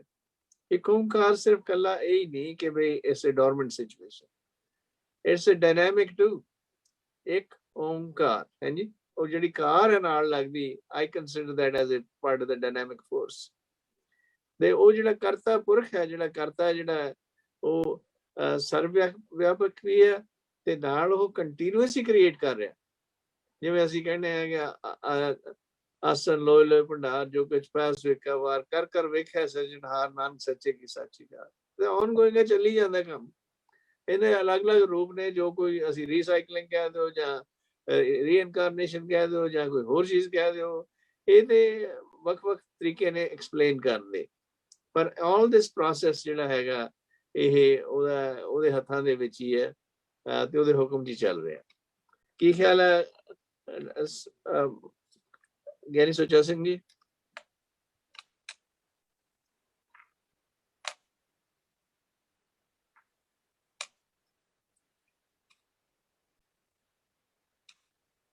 ਤੁਸੀਂ ਅਨਮਿਊਟ ਕਰੋ ਆਪਣੇ ਆਪ ਨੂੰ, ਅਨਮਿਊਟ ਅਨਮਿਊਟ। ਤੁਸੀਂ ਸਾਰੇ ਆਵਾਜ਼ ਨਹੀਂ ਸੁਣ ਰਹੀ, ਆਵਾਜ਼ ਨਹੀਂ ਸੁਣ ਰਹੀ। ਅਨਮਿਊਟ ਕਰੋ। ਹਾਂਜੀ ਹਾਂਜੀ। ਸੋ ਦੇਖੋ ਜਿਹੜਾ ਨਾ ਜੀ ਇੱਕ ਤੇ ਸਾਡੇ ਥੋੜੇ ਜਿਹੇ ਖਿਆਲ, ਆਈ ਡੋਨਟ ਨੋ, ਥੋੜੇ ਜਿਹਾ ਨਾ ਇੱਕ ਪੁਆਇੰਟ ਤੋਂ ਥੋੜੇ ਹੋਰ ਦੂਸਰੇ ਤੀਸਰੇ ਚੱਲ ਜਾ ਰਹੇ ਆ। ਸੋ ਜਿਸ ਤਰ੍ਹਾਂ ਅਸੀਂ ਇੱਕ ਓਂਕਾਰ ਦੀ ਹੁਣ ਅਸੀਂ ਗੱਲ ਕਰ ਰਹੇ ਹਾਂ ਜੀ, ਇੱਕ ਓਂਕਾਰ ਤੇ ਇੰਨੀ ਵਿਸ਼ਾਲ ਚੀਜ਼ ਹੈ ਜੀ, ਇਹਦੇ ਉੱਤੇ ਤੇ ਕਿੰਨੀਆਂ ਕੁ ਕਿਤਾਬਾਂ ਲਿਖੀਆਂ ਜਾ ਚੁੱਕੀਆਂ। ਤੇ ਜਿਹੜਾ ਨਵਾਂ ਆਥਰ ਕੋਈ ਲਿਖਦਾ ਉਹ ਪਹਿਲਿਆਂ ਨੂੰ ਕੰਡੈਮ ਕਰ ਦਿੰਦਾ, ਨਹੀਂ ਜੀ ਇਹ ਨਹੀਂ ਹੈਗਾ, ਸਿਰਫ ਆਹ ਹੈਗਾ ਜਾਂ ਆਹ ਹੈਗਾ ਮੀਨਿੰਗ ਜਿਹੜਾ ਹੈ ਨਾ ਜੀ। ਸੋ ਜਿਹੜਾ ਬੇਸਿਕ ਮੁੱਦਾ ਆ ਉਹ ਤੇ ਜੀ ਉਹੀ ਹੈ ਨਾ ਕਿ ਜਿਹੜਾ ਗੁਰੂ ਮਹਾਰਾਜ ਜੀ ਕਹਿੰਦੇ ਕਿ ਆਪਣੇ ਆਸਾ ਦੀ ਵਾਰ ਦੇ ਵਿੱਚ ਆਉਂਦਾ ਨਾ ਬਚਨ, ਤੂੰ ਹੀ ਕੁਦਰਤ ਸਾਜੀ ਹੈ ਕਾਰ ਸਣ ਰਿਠੋ ਚਾਓ। ਸੋ ਇੱਕ ਪਰਮਾਤਮਾ, ਲੇਕਿਨ ਦੂਜੇ ਨੰਬਰ ਤੇ ਨਹੀਂ। ਠੀਕ ਹੈ ਜੀ, ਇਹਨੂੰ ਦੋ ਤਰ੍ਹਾਂ ਨਾਲ ਲੋਕ ਦੇਖਦੇ ਆ ਕਿ ਵੀ ਦੂਜੀ ਸ੍ਰਿਸ਼ਟੀ ਸਾਜੀ ਉਹਨੇ, ਲੇਕਿਨ ਪਰਮਾਤਮਾ ਨੇ ਜਿਹੜੀ ਸ੍ਰਿਸ਼ਟੀ ਸਾਜੀ, ਜਿਹਨੂੰ ਨਿਰਗੁਣ ਤੇ ਸਰਗੁਣ ਸਰੂਪ ਅਸੀਂ ਕਹਿੰਦੇ ਆ। ਅਸੀਂ ਜਦੋਂ ਸਰਗੁਣ ਸਰੂਪ ਕਹਿੰਦੇ ਆ, ਠੀਕ ਹੈ ਜੀ, ਉਸ ਵੇਲੇ ਅਸੀਂ ਇਹ ਥੋੜੀ ਕਹਿੰਦੇ ਕਿ ਸਿਰਫ ਸ੍ਰਿਸ਼ਟੀ ਜਿਹੜੀ ਉਹ ਇਕੱਲੀ ਸਰਗੁਣ ਸਰੂਪ ਹੈ। ਅਸੀਂ ਪ੍ਰਮਾਤਮਾ ਨੂੰ ਕਹਿੰਦੇ ਕਿ ਪ੍ਰਮਾਤਮਾ ਦਾ ਇਹ ਸ੍ਰਿਸ਼ਟੀ ਸਰਗੁਣ ਸਰੂਪ ਹੈ। ਇਹ ਸ੍ਰਿਸ਼ਟੀ ਪ੍ਰਮਾਤਮਾ ਦਾ ਹੀ ਸਰਗੁਣ ਸਰੂਪ ਹੈ। ਤੇ ਉਹ ਹੈ ਦੁਈ ਕੁਦਰਤ ਸਾਜੀਏ ਕਰ ਆਸਣ ਡਿਠੋ ਜਾਓ। ਸੋ ਆਪਣੇ ਆਪ ਦੇ ਵਿੱਚੋਂ ਆਪਣੀ ਜਿਹੜੀ ਇੱਕ ਦਿਸਦਾ ਰੂਪ ਉਹਨੇ ਆਪਣੇ ਵਾਸਤੇ ਪੈਦਾ ਕੀਤਾ। ਨਹੀਂ ਤੇ ਸਮਾਂ ਤੇ ਪਹਿਲਾਂ ਉਹ ਵੀ ਸੀਗਾ ਜਦੋਂ ਨਰਬਦ ਧੁੰਦੂਕਾਰਾ ਧਰਨਾ ਗਨਾ ਹੁਕਮਾ ਪਾਰਾ, ਉਹ ਸਮਾਂ। ਸੋ ਰਾਈਟ, ਉਹਦੇ ਵਿੱਚ ਉਹ ਬੈਠਾ ਹੈ। ਹੁਣ ਜਿਸ ਵੇਲੇ ਉਹ ਚੀਜ਼ ਜਿਹੜੀ ਉਹਦੇ ਮਨ ਦੇ ਵਿੱਚ ਆਉਂਦਾ ਹੈ ਵੀ ਇੱਕ ਕਵਾਵ ਹੈ ਤੇ ਸਭ ਹੋਆ, ਇੱਕ ਉਹਦਾ ਹੁਕਮ, ਇੱਕ ਉਹਦਾ ਬਚਨ, ਇੱਕ ਉਹਦੀ ਇੱਛਾ, ਇੱਕ ਉਹਦਾ ਫੁਰਨਾ ਹੈ। ਉਹਦੇ ਵਿੱਚੋਂ ਕਿਸ ਤਰ੍ਹਾਂ ਸ੍ਰਿਸ਼ਟੀ ਸਾਜੀ ਜਾਂਦੀ ਹੈ, ਸ਼ੁਰੂ ਦੇ ਵਿੱਚ ਕੀ ਆਉਂਦਾ, ਬਾਅਦ ਦੇ ਵਿੱਚ ਕੀ ਆਉਂਦਾ। ਲੇਕਿਨ ਜਦੋਂ ਵੀ ਆਉਂਦਾ, ਜਦੋਂ ਇਨਸਾਨ ਜਿਹੜਾ ਪਿਕਚਰ ਦੇ ਵਿੱਚ ਆਉਂਦਾ ਹੈ, ਇਨਸਾਨ ਦੇ ਉੱਪਰ ਉਹਨੇ ਪ੍ਰਮਾਤਮਾ ਨੇ ਕਦੇ ਸੋਚਿਆ ਹੋਣਾ, ਇਨਸਾਨ ਬਣਾਉਣ ਲੱਗੇ ਨੇ ਜਿਸ ਵੇਲੇ ਬਣਾਇਆ ਹੋਣਾ, ਰਾਈਟ, ਤੇ ਉਹਨੇ ਸੋਚਿਆ ਹੋਣਾ ਕਿ ਇਹ ਵਾਪਸ ਮੇਰੇ ਤੱਕ ਕਿਸ ਤਰ੍ਹਾਂ ਆਵੇ। ਮੇਰਾ ਜਿਹੜਾ ਸਰਗੁਣ ਸਰੂਪ ਹੈ ਇਹ ਨਿਰਗੁਣ ਤੋਂ ਦੂਰ ਚਲਾ ਗਿਆ। ਠੀਕ ਹੈ ਜੀ, ਸਾਜ ਤੇ ਮੈਂ ਬੈਠਾ, ਲੇਕਿਨ ਮੇਰਾ ਆਪਣਾ ਨਿਰਗੁਣ ਸਰੂਪ ਮੇਰੇ ਤੋਂ ਦੂਰ ਜਾਈ ਜਾ ਰਿਹਾ ਤੇ ਡਿਸਟੈਂਸ ਕ੍ਰੀਏਟ ਹੋਈ ਜਾ ਰਿਹਾ, ਇਹਨੂੰ ਯਾਦ ਨਹੀਂ ਰਿਹਾ। ਤੇ ਉਹਨੇ ਫਿਰ ਕੋਈ ਦਿਮਾਗ ਵਾਲੀ ਚੀਜ਼ ਐਸੀ ਪੈਦਾ ਕੀਤੀ ਜਿਹੜਾ ਇਨਸਾਨ। ਤੇ ਇਸੇ ਕਰਕੇ ਗੁਰੂ ਮਹਾਰਾਜ ਜੀ ਦੀ ਬਾਣੀ ਜਿਹੜੀ ਹੈ ਬੜੇ ਤਰੀਕਿਆਂ ਦੇ ਨਾਲ ਸਾਨੂੰ ਦੱਸਦੀ ਹੈ, ਬਾਰ-ਬਾਰ ਉਹੀ ਚੀਜ਼, ਪ੍ਰਮਾਤਮਾ ਦਾ ਗਿਆਨ ਸਾਨੂੰ ਦਿੱਤਾ ਜਾ ਰਿਹਾ ਨਾ। ਜਦੋਂ ਕਹਿੰਦੇ ਆ ਕਿ ਭਾਈ ਇਹ ਦੇਖ ਇਸ ਧਰਤੀ ਵਿੱਚ ਤੇਰੀ ਸਿਕਦਾਰੀ, ਅਵਰ ਜੋਨ ਤੇਰੀ ਪਨਿਹਾਰੀ। ਠੀਕ ਹੈ ਜੀ, ਸੋ ਹੁਣ ਉਹ ਸਿਕਦਾਰੀ ਜਿਹੜੀ ਸਰਦਾਰੀ ਕਿਸ ਚੀਜ਼ ਦੀ ਹੈ, ਬੰਦੇ ਦੀ ਸਰਦਾਰੀ ਤੇ ਇਸੇ ਚੀਜ਼ ਦੀ ਹੈ ਨਾ ਕਿ ਇਹਦੇ ਕੋਲ ਦਿਮਾਗ ਹੈ, ਇਹਦੇ ਕੋਲ ਸੋਚ ਸ਼ਕਤੀ ਹੈ। ਇਹ ਸੋਚ ਸਕਦਾ ਕਿ ਕਿੱਥੋਂ ਮੈਂ ਟੁੱਟਿਆ ਤੇ ਕਿੱਥੇ ਮੇਰਾ ਐਂਡ ਹੋਣਾ ਚਾਹੀਦਾ ਹੈ, ਲੇਕਿਨ ਹੋ ਕਿੱਥੇ ਰਿਹਾ। ਤਾਂ ਸਾਡਾ ਜਿਹੜਾ ਕਾਮ, ਕ੍ਰੋਧ, ਲੋਭ, ਮੋਹ, ਹੰਕਾਰ ਦੇ ਵਿੱਚ ਫਸਿਆ ਦਾ, ਅਸੀਂ ਜਿਹੜਾ ਕੁਟੁੰਬ ਦੇ ਪਰਿਵਾਰ ਦੇ ਵਿੱਚ ਸੰਸਾਰ ਦੇ ਵਿੱਚ ਫਸੇ ਰਹਿੰਦੇ ਹਾਂ। ਗੁਰੂ ਮਹਾਰਾਜ ਜੀ ਸਾਨੂੰ ਸਮਝਾਈ ਜਾਂਦੇ ਬਾਰ-ਬਾਰ ਕਿ ਪੰਕ ਜੋ ਮੋਹ ਪੱਗ ਨਹੀਂ ਚਾਲੈ, ਹਮ ਦੇਖਾ ਤਹਿ ਡੂਬੀ ਵਾਲੇ ਮਨ ਏਕ ਨਾ ਚੇਤਸ, ਮੂੜ ਮਨਾ ਹਰ ਵਿਸਰਤ ਤੇਰੇ ਗੁਣ ਗਲਿਆ। ਜਦੋਂ ਪ੍ਰਮਾਤਮਾ ਨੂੰ ਵਿਸਰਦਾ, ਤੇਰੇ ਪੱਲੇ ਜਿਹੜੇ ਥੋੜੇ ਬਹੁਤੇ ਗੁਣ ਹੁੰਦੇ ਆ ਉਹ ਵੀ ਵਿਸਰਦੇ ਜਾਂਦੇ ਆ। ਹੁਣ ਪ੍ਰਮਾਤਮਾ ਦੇ ਨਾਲ ਮਿਲਣ ਦੇ ਵਾਸਤੇ ਕਾਮ, ਕ੍ਰੋਧ, ਲੋਭ, ਮੋਹ, ਹੰਕਾਰ ਦਾ ਤਿਆਗ ਨਹੀਂ ਜ਼ਰੂਰੀ ਹੈ। ਠੀਕ ਹੈ ਜੀ, ਇਹਨਾਂ ਦੀ ਵਰਤੋਂ ਆਉਣੀ ਚਾਹੀਦੀ ਹੈ। ਐਗਜ਼ੈਕਟਲੀ, ਹਾਂਜੀ, ਇੰਟੈਲੀਜੈਂਸ ਹੈ ਅੰਦਰ। ਠੀਕ ਹੈ ਜੀ, ਉਹ ਜਿਹੜੀ ਸਮਝ ਹੈ ਉਹ ਤੇ ਦਿੱਤੀ ਹੋਈ ਹੈ ਪ੍ਰਮਾਤਮਾ ਨੇ, ਉਹਨੂੰ ਵਰਤਣ ਦੇ ਵਾਸਤੇ। ਤੇ ਗੁਰੂ ਮਹਾਰਾਜ ਜੀ ਦੱਸ ਰਹੇ ਕਿ ਵਰਤਣਾ ਇਸ ਤਰ੍ਹਾਂ ਹੈ। ਉਸੇ ਪੰਜੇ ਸ਼ਕਤੀਆਂ ਨੂੰ ਸਿੱਖ ਨੇ ਜਿਹੜਾ ਵਰਤਣਾ ਤਰੀਕੇ ਦੇ ਨਾਲ ਹੈ, ਤਾਂ ਕਿ ਇਸ ਦੁਨੀਆ ਦਾ ਜਿਹੜਾ ਭਲਾ ਹੋਵੇ, ਆਪਣਾ ਵੀ ਭਲਾ, ਦੁਨੀਆ ਦਾ ਵੀ ਭਲਾ, ਤੇ ਅਸੀਂ ਇੱਕ ਦਿਨ ਫਿਰ ਪ੍ਰਮਾਤਮਾ ਦੇ ਨਾਲ ਜੁੜ ਸਕੀਏ। ਬਿਲਕੁਲ ਠੀਕ ਹੈ ਜੀ। ਤੇ ਮੈਂ ਇੱਕ ਵਾਰੀ ਇਹ ਐਨਾਲੋਜੀ ਯੂਜ਼ ਕਰਦਾ ਹੁੰਦਾ ਸਮਟਾਈਮਸ ਟੂ ਐਕਸਪਲੇਨ ਕਿ ਪੰਜਾਬ ਦਾ ਨਾਂ ਜਿਹੜਾ ਪੰਜ ਦਰਿਆਵਾਂ ਤੋਂ ਆ ਜੀ, ਪੰਜ ਦਰਿਆ ਨੇ ਜਿਹੜੇ ਇਹ ਸਾਡੀ ਧਰਤੀ ਨੂੰ ਜ਼ਰਖੇਜ਼ ਰੱਖਦੇ ਨੇ ਤੇ ਹਰਾ ਭਰਾ ਕਰਦੇ ਨੇ, ਸਾਰਾ ਕੁਝ ਵਿਕਸਾ। ਪਰ ਇਹੀ ਜਦੋਂ ਹੜ੍ਹ ਆ ਜਾਂਦੇ ਨੇ ਇਹਦੇ ਵਿੱਚ ਤਾਂ ਉਹ ਤਬਾਹੀ ਵੀ ਲੈ ਕੇ ਆਉਂਦੇ ਨੇ। ਤੋ ਸੋ ਜਿਹੜੀਆਂ ਇਹ ਪੰਜ ਸਾਡੇ ਲੋਭ ਮੋਹ ਹੰਕਾਰ ਜਿਹੜੀਆਂ ਚੀਜ਼ਾਂ ਨੇ, ਇਹ ਕਾਮ ਕ੍ਰੋਧ ਲੋਭ ਮੋਹ ਹੰਕਾਰ, ਇਹ ਵੀ ਉਹ ਪੰਜ ਦਰਿਆਵਾਂ ਵਾਂਗੂ ਹੀ ਨੇ, ਪੰਜ ਸ਼ਕਤੀਆਂ ਨੇ। ਇਹਨਾਂ ਨੂੰ ਪੰਜ ਜੰਮ ਵੀ ਕਹਿ ਸਕਦੇ ਆ ਤੁਸੀਂ, ਸ਼ਕਤੀਆਂ ਵੀ ਕਹਿ ਸਕਦੇ ਆ, ਮਹਾਬਲੀ ਵੀ ਕਹਿ ਸਕਦੇ ਆ, ਜਾਂ ਕੋਈ ਹੋਰ ਨਾਮ ਵੀ ਲੈ ਸਕਦੇ ਆ, ਲੁੱਟਣ ਵਾਲੇ ਵੀ ਕਹਿ ਸਕਦੇ ਆ। ਪਰ ਹੈ ਉਹ ਗੱਲ ਉਹੀ ਹੈ ਕਿ ਵੀ ਇਹ ਜਿਹੜੀਆਂ ਚੀਜ਼ਾਂ ਨੇ, ਜਦੋਂ ਉਹਨਾਂ ਤੇ ਤੁਸੀਂ ਬੰਨ੍ਹ ਪਾਉਣਾ, ਜੇ ਭਾਖੜਾ ਡੈਮ ਬਣਾ ਕੇ ਸਤਲੁਜ ਤੇ ਬੰਨ੍ਹ ਪਾਇਆ ਹੋਇਆ, ਉਹ ਜਿਹੜਾ ਗੁਰ ਵਿਚਾਰ ਦੇ ਨਾਲ ਬੰਨ੍ਹ ਪੈਣਾ ਹੈ। ਉਹ ਗੁਰ ਵਿਚਾਰ ਦੇ ਨਾਲ ਜਦੋਂ ਬੰਨ੍ਹ ਪੈ ਗਿਆ ਤੇ ਫਿਰ ਉਹ ਸਾਡੇ ਬਜਾਏ ਰੂਲ ਕਰਨ ਦੇ ਸਾਨੂੰ ਉਹ ਸਾਡੇ ਸਰਵੈਂਟਸ ਹੋ ਜਾਂਦੀਆਂ। ਸੋ ਇਹੀ ਸਾਡਾ ਜਿਹੜਾ ਮੇਰੀ ਪੀੜ੍ਹੀ ਦਾ ਜੀਵਨ ਹੈ, ਇਹਦੇ ਆਲੇ ਦੁਆਲੇ ਘੁੰਮਦਾ। This is how I try to explain in my limited way of doing things. Right. ਦੇਖੋ ਇਸ ਤਰ੍ਹਾਂ ਹੀ ਹੈ ਨਾ ਕਿ ਕੋਈ ਵੀ ਜਿਹੜੀ ਚੀਜ਼ ਹੈ, ਸੋ ਦੇਖੋ ਕਾਰ ਹੈ ਜਿਹੜੀ, ਜਾਂ ਫਰਜ਼ ਕੀਤਾ ਇੰਡੀਆ ਦੇ ਵਿੱਚ ਅਸੀਂ ਕਈ ਵਰਤਦੇ ਸੀ ਖੇਤ ਗੁੱਡਣ ਵਾਸਤੇ, ਠੀਕ ਹੈ ਨਾ ਜੀ। ਕਈ ਵਾਰੀ ਉਸੇ ਕਈ ਦੇ ਨਾਲ ਬੰਨੇ ਦੇ ਪਿੱਛੇ ਲੜਾਈ ਹੋ ਜਾਂਦੀ, ਸਿਰ 'ਚ ਮਾਰੀ, ਬੰਦਾ ਮਰ ਗਿਆ, ਠੀਕ ਹੈ ਜੀ। ਹੁਣ ਉਹ ਜਿਸ ਵੇਲੇ ਜੱਜ ਦੇ ਸਾਹਮਣੇ ਕੇਸ ਜਾਂਦਾ, ਉਹ ਕਹਿੰਦਾ ਕਿਹੜੇ ਹਥਿਆਰ ਦੇ ਨਾਲ ਮਾਰਿਆ ਗਿਆ ਬੰਦਾ, ਤੇ ਉਹ ਪੁਲਿਸ ਕੱਢਦੀ ਹੈ ਲਿਫਾਫੇ ਦੇ ਵਿੱਚੋਂ, ਉਹ ਕਹਿੰਦੇ ਜੀ ਐਸ ਹਥਿਆਰ ਦੇ ਨਾਲ। ਉਹ ਕਹਿੰਦਾ ਕੀ ਚੀਜ਼ ਹੈ, ਕਹੀ ਹੈ, ਠੀਕ ਹੈ ਜੀ। ਉਹ ਹਥਿਆਰ ਤੇ ਹੈ ਕੋਈ ਨਹੀਂ ਸੀ, ਲੇਕਿਨ ਵਰਤ ਲਿਆ ਹਥਿਆਰ ਦੇ ਤੌਰ ਤੇ, ਠੀਕ ਹੈ ਜੀ। ਉੱਥੇ ਉਹ ਵੈਪਨ ਬਣ ਗਿਆ।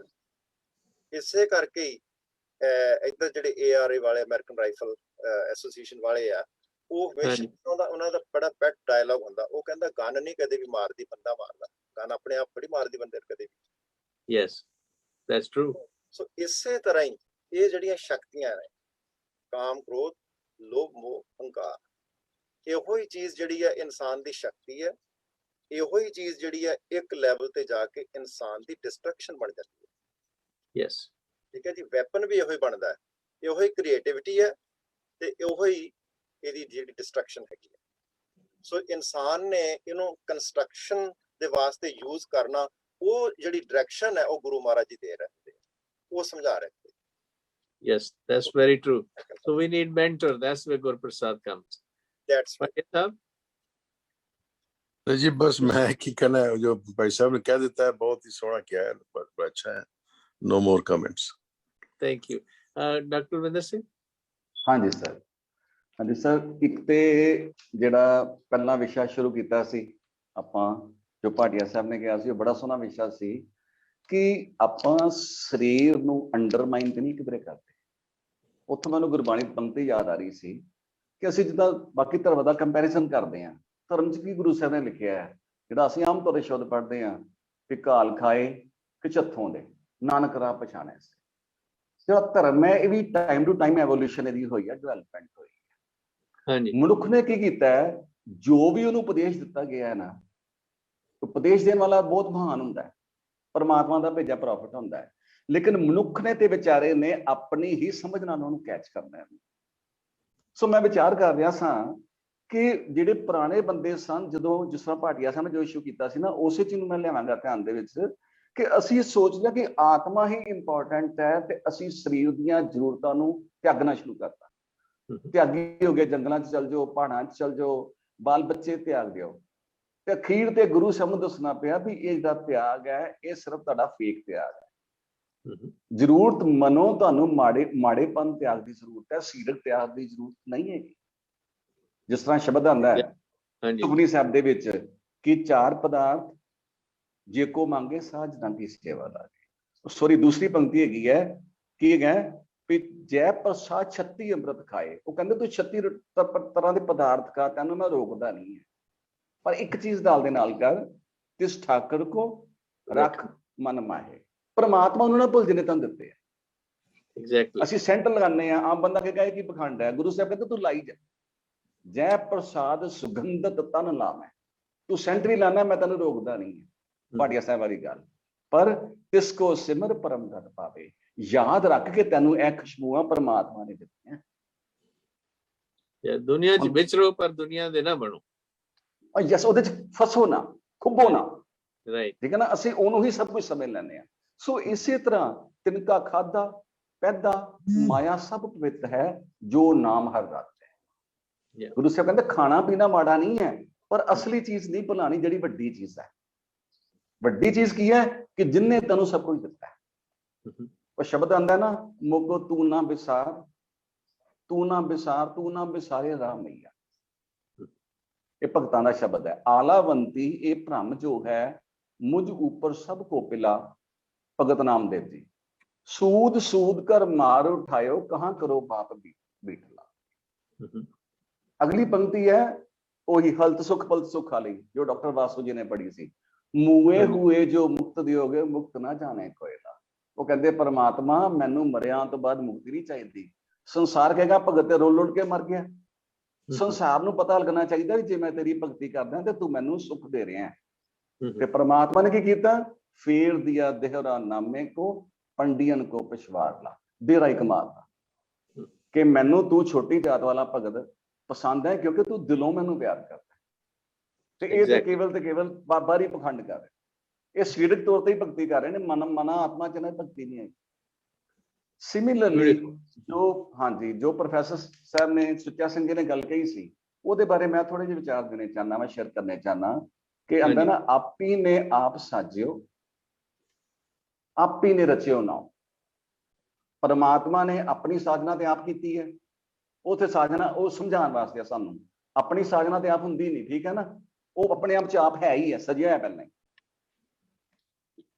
फिर नाव का रचन किया है आप ही ने रचियो नाव फिर दुई कुदरत साजिए कर आसन डिठो चाओ मैं जो यह शब्द नूं पढ़दा वां ते इहदे अर्थ लैण वास्ते मैं एक होर पंक्ति का सहारा लैंदा हुंदा कि वो हुंदा सब तेरी कुदरत तू कादर करता जिहड़ी कुदरत है जिस तरह मैं शरीर नहीं मेरा शरीर है मैं मन नहीं मेरा मन है माया मेरी है मैं माया नहीं है मैं कुछ होर हाँ ये चीज़ां सानू समझाने वास्ते कहियां गया सो मैं जिस तरह महसूस करदा होगा कि जिहड़ी कुदरत है कुदरत नूं दुई क्यों किया गया है जो मेरा विचार है आई मे बी रॉन्ग वो दुई इसलिए किया गया कि जिहड़ी कुदरत है ना कुदरत सदीवी नहीं है सुखमनी साहब दे विच पंक्ति आंदी है कई बार पसरियो पसार ये कुदरत कई बारी बनी है ते कई बारी खत्म हुई एक बारी नहीं ਇਹਦਾ मतलब है आद गया परमात्मा आद है वो हमेशा रहता है ਜਿਹੜੇ युग है युग कई बारी बने ने कई बारी खत्म हुए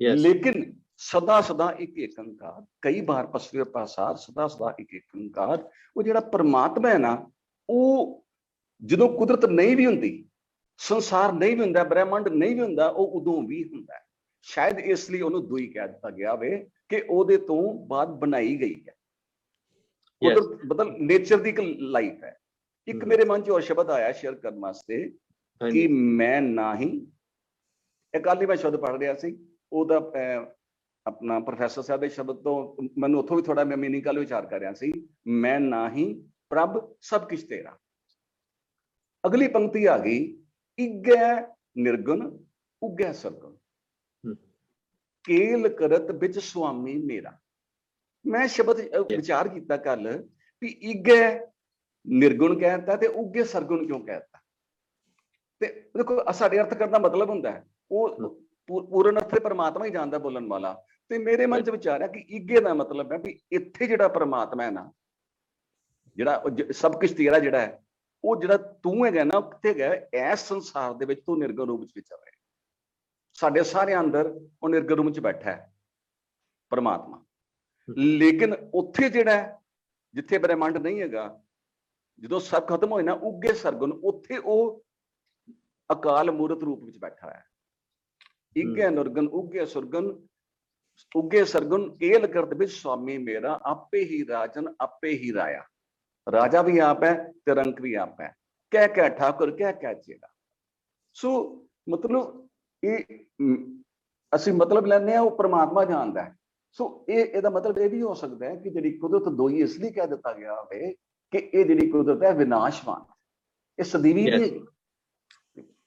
ਹਾਂਜੀ Yeah, same thing ਜਿਵੇਂ ਮਹਾਰਾਜ ਕਹਿੰਦੇ ਆਸਣ ਲੋ ਲੋ ਭੰਡਾਰ, ਜੋ ਕੁਛ ਪਾਸ ਹੋਏ ਕਵਾਰ ਕਰ ਕਰ ਵਿਖੇ ਸਜਨਾਰ, ਨਾਨਕ ਸੱਚੇ ਕੀ ਸੱਚੀ ਕਾਰ, ਆਦੇਸ਼ ਸੇ ਆਦੇਸ਼ ਸਾਧ ਅਨਿਲ ਅਨਾਦ ਅਨਾਹ ਜੁਗ ਜੁਗ ਇੱਕੋ ਵੇਸ। ਕਾਰ ਉਹਦੀ ਸੱਚੀ ਹੈ ਪਰ ਟੈਂਪਰੇਰੀ ਹੈ, ਇਹ ਚੀਜ਼ਾਂ ਅਸਤ ਨੇ, ਟ੍ਰਾਂਜ਼ਿਟਰੀ ਨੇ, ਪਰ ਆਪ ਜਿਹੜਾ ਉਹ ਸਤ ਹੈ। ਹਾਂਜੀ ਡਾਕਟਰ ਵਾਸੂ ਕੋਈ ਹੋਰ ਚੀਜ਼ ਐਡ ਕਰਨੀ ਚਾਹੋ? ਬਿਲਕੁਲ ਗੱਲ ਠੀਕ ਹੈ ਕਿ ਜਿਹੜੀ ਜੜ ਹੈ ਨਾ, ਜਿੰਨੀ ਡੂੰਘੀ ਜੜ ਹੋਏਗੀ ਉਹਨਾਂ ਹਰਿਆਲੀ ਜ਼ਿਆਦਾ ਹੁੰਦੀ ਹੈ। ਦਰਖਤਾਂ ਦੀ ਹਰਿਆਲੀ ਦਾ ਕਾਰਨ ਵੀ ਜੜ ਦੀ ਡੂੰਘੀ ਹੋਣਾ। ਤਾਂ ਸਾਨੂੰ ਆਪਣੀ ਜੜ ਦੇ ਨਾਲ ਉਹ ਜੁਪਣਾ ਚਾਹੀਦਾ ਹੈ। ਜੇ ਮੈਂ ਤੈਨੂੰ ਇੱਕ ਦੋ ਪਹਿਰੇ ਬਸੰਤ ਦੇ, ਮੇਰੇ ਕੋਲ ਕੁਦਰਤੀ ਕਵਿਤਾ ਹੈ, ਮੈਂ ਬਸੰਤ ਦੇ ਉੱਤੇ 2 ਪਹਿਰੇ ਸੁਣਾਉਣਾ ਚਾਹਾਂਗਾ। ਹਾਂਜੀ। ਜਦੋਂ ਪਤੀ ਪ੍ਰਦੇਸ਼ ਨੂੰ ਗਿਆ ਹੋਵੇ, ਉਦੋਂ ਕਈ ਖਿਜ਼ਾਵਾਂ ਦਾ ਜਨਮ ਹੁੰਦਾ ਹੈ।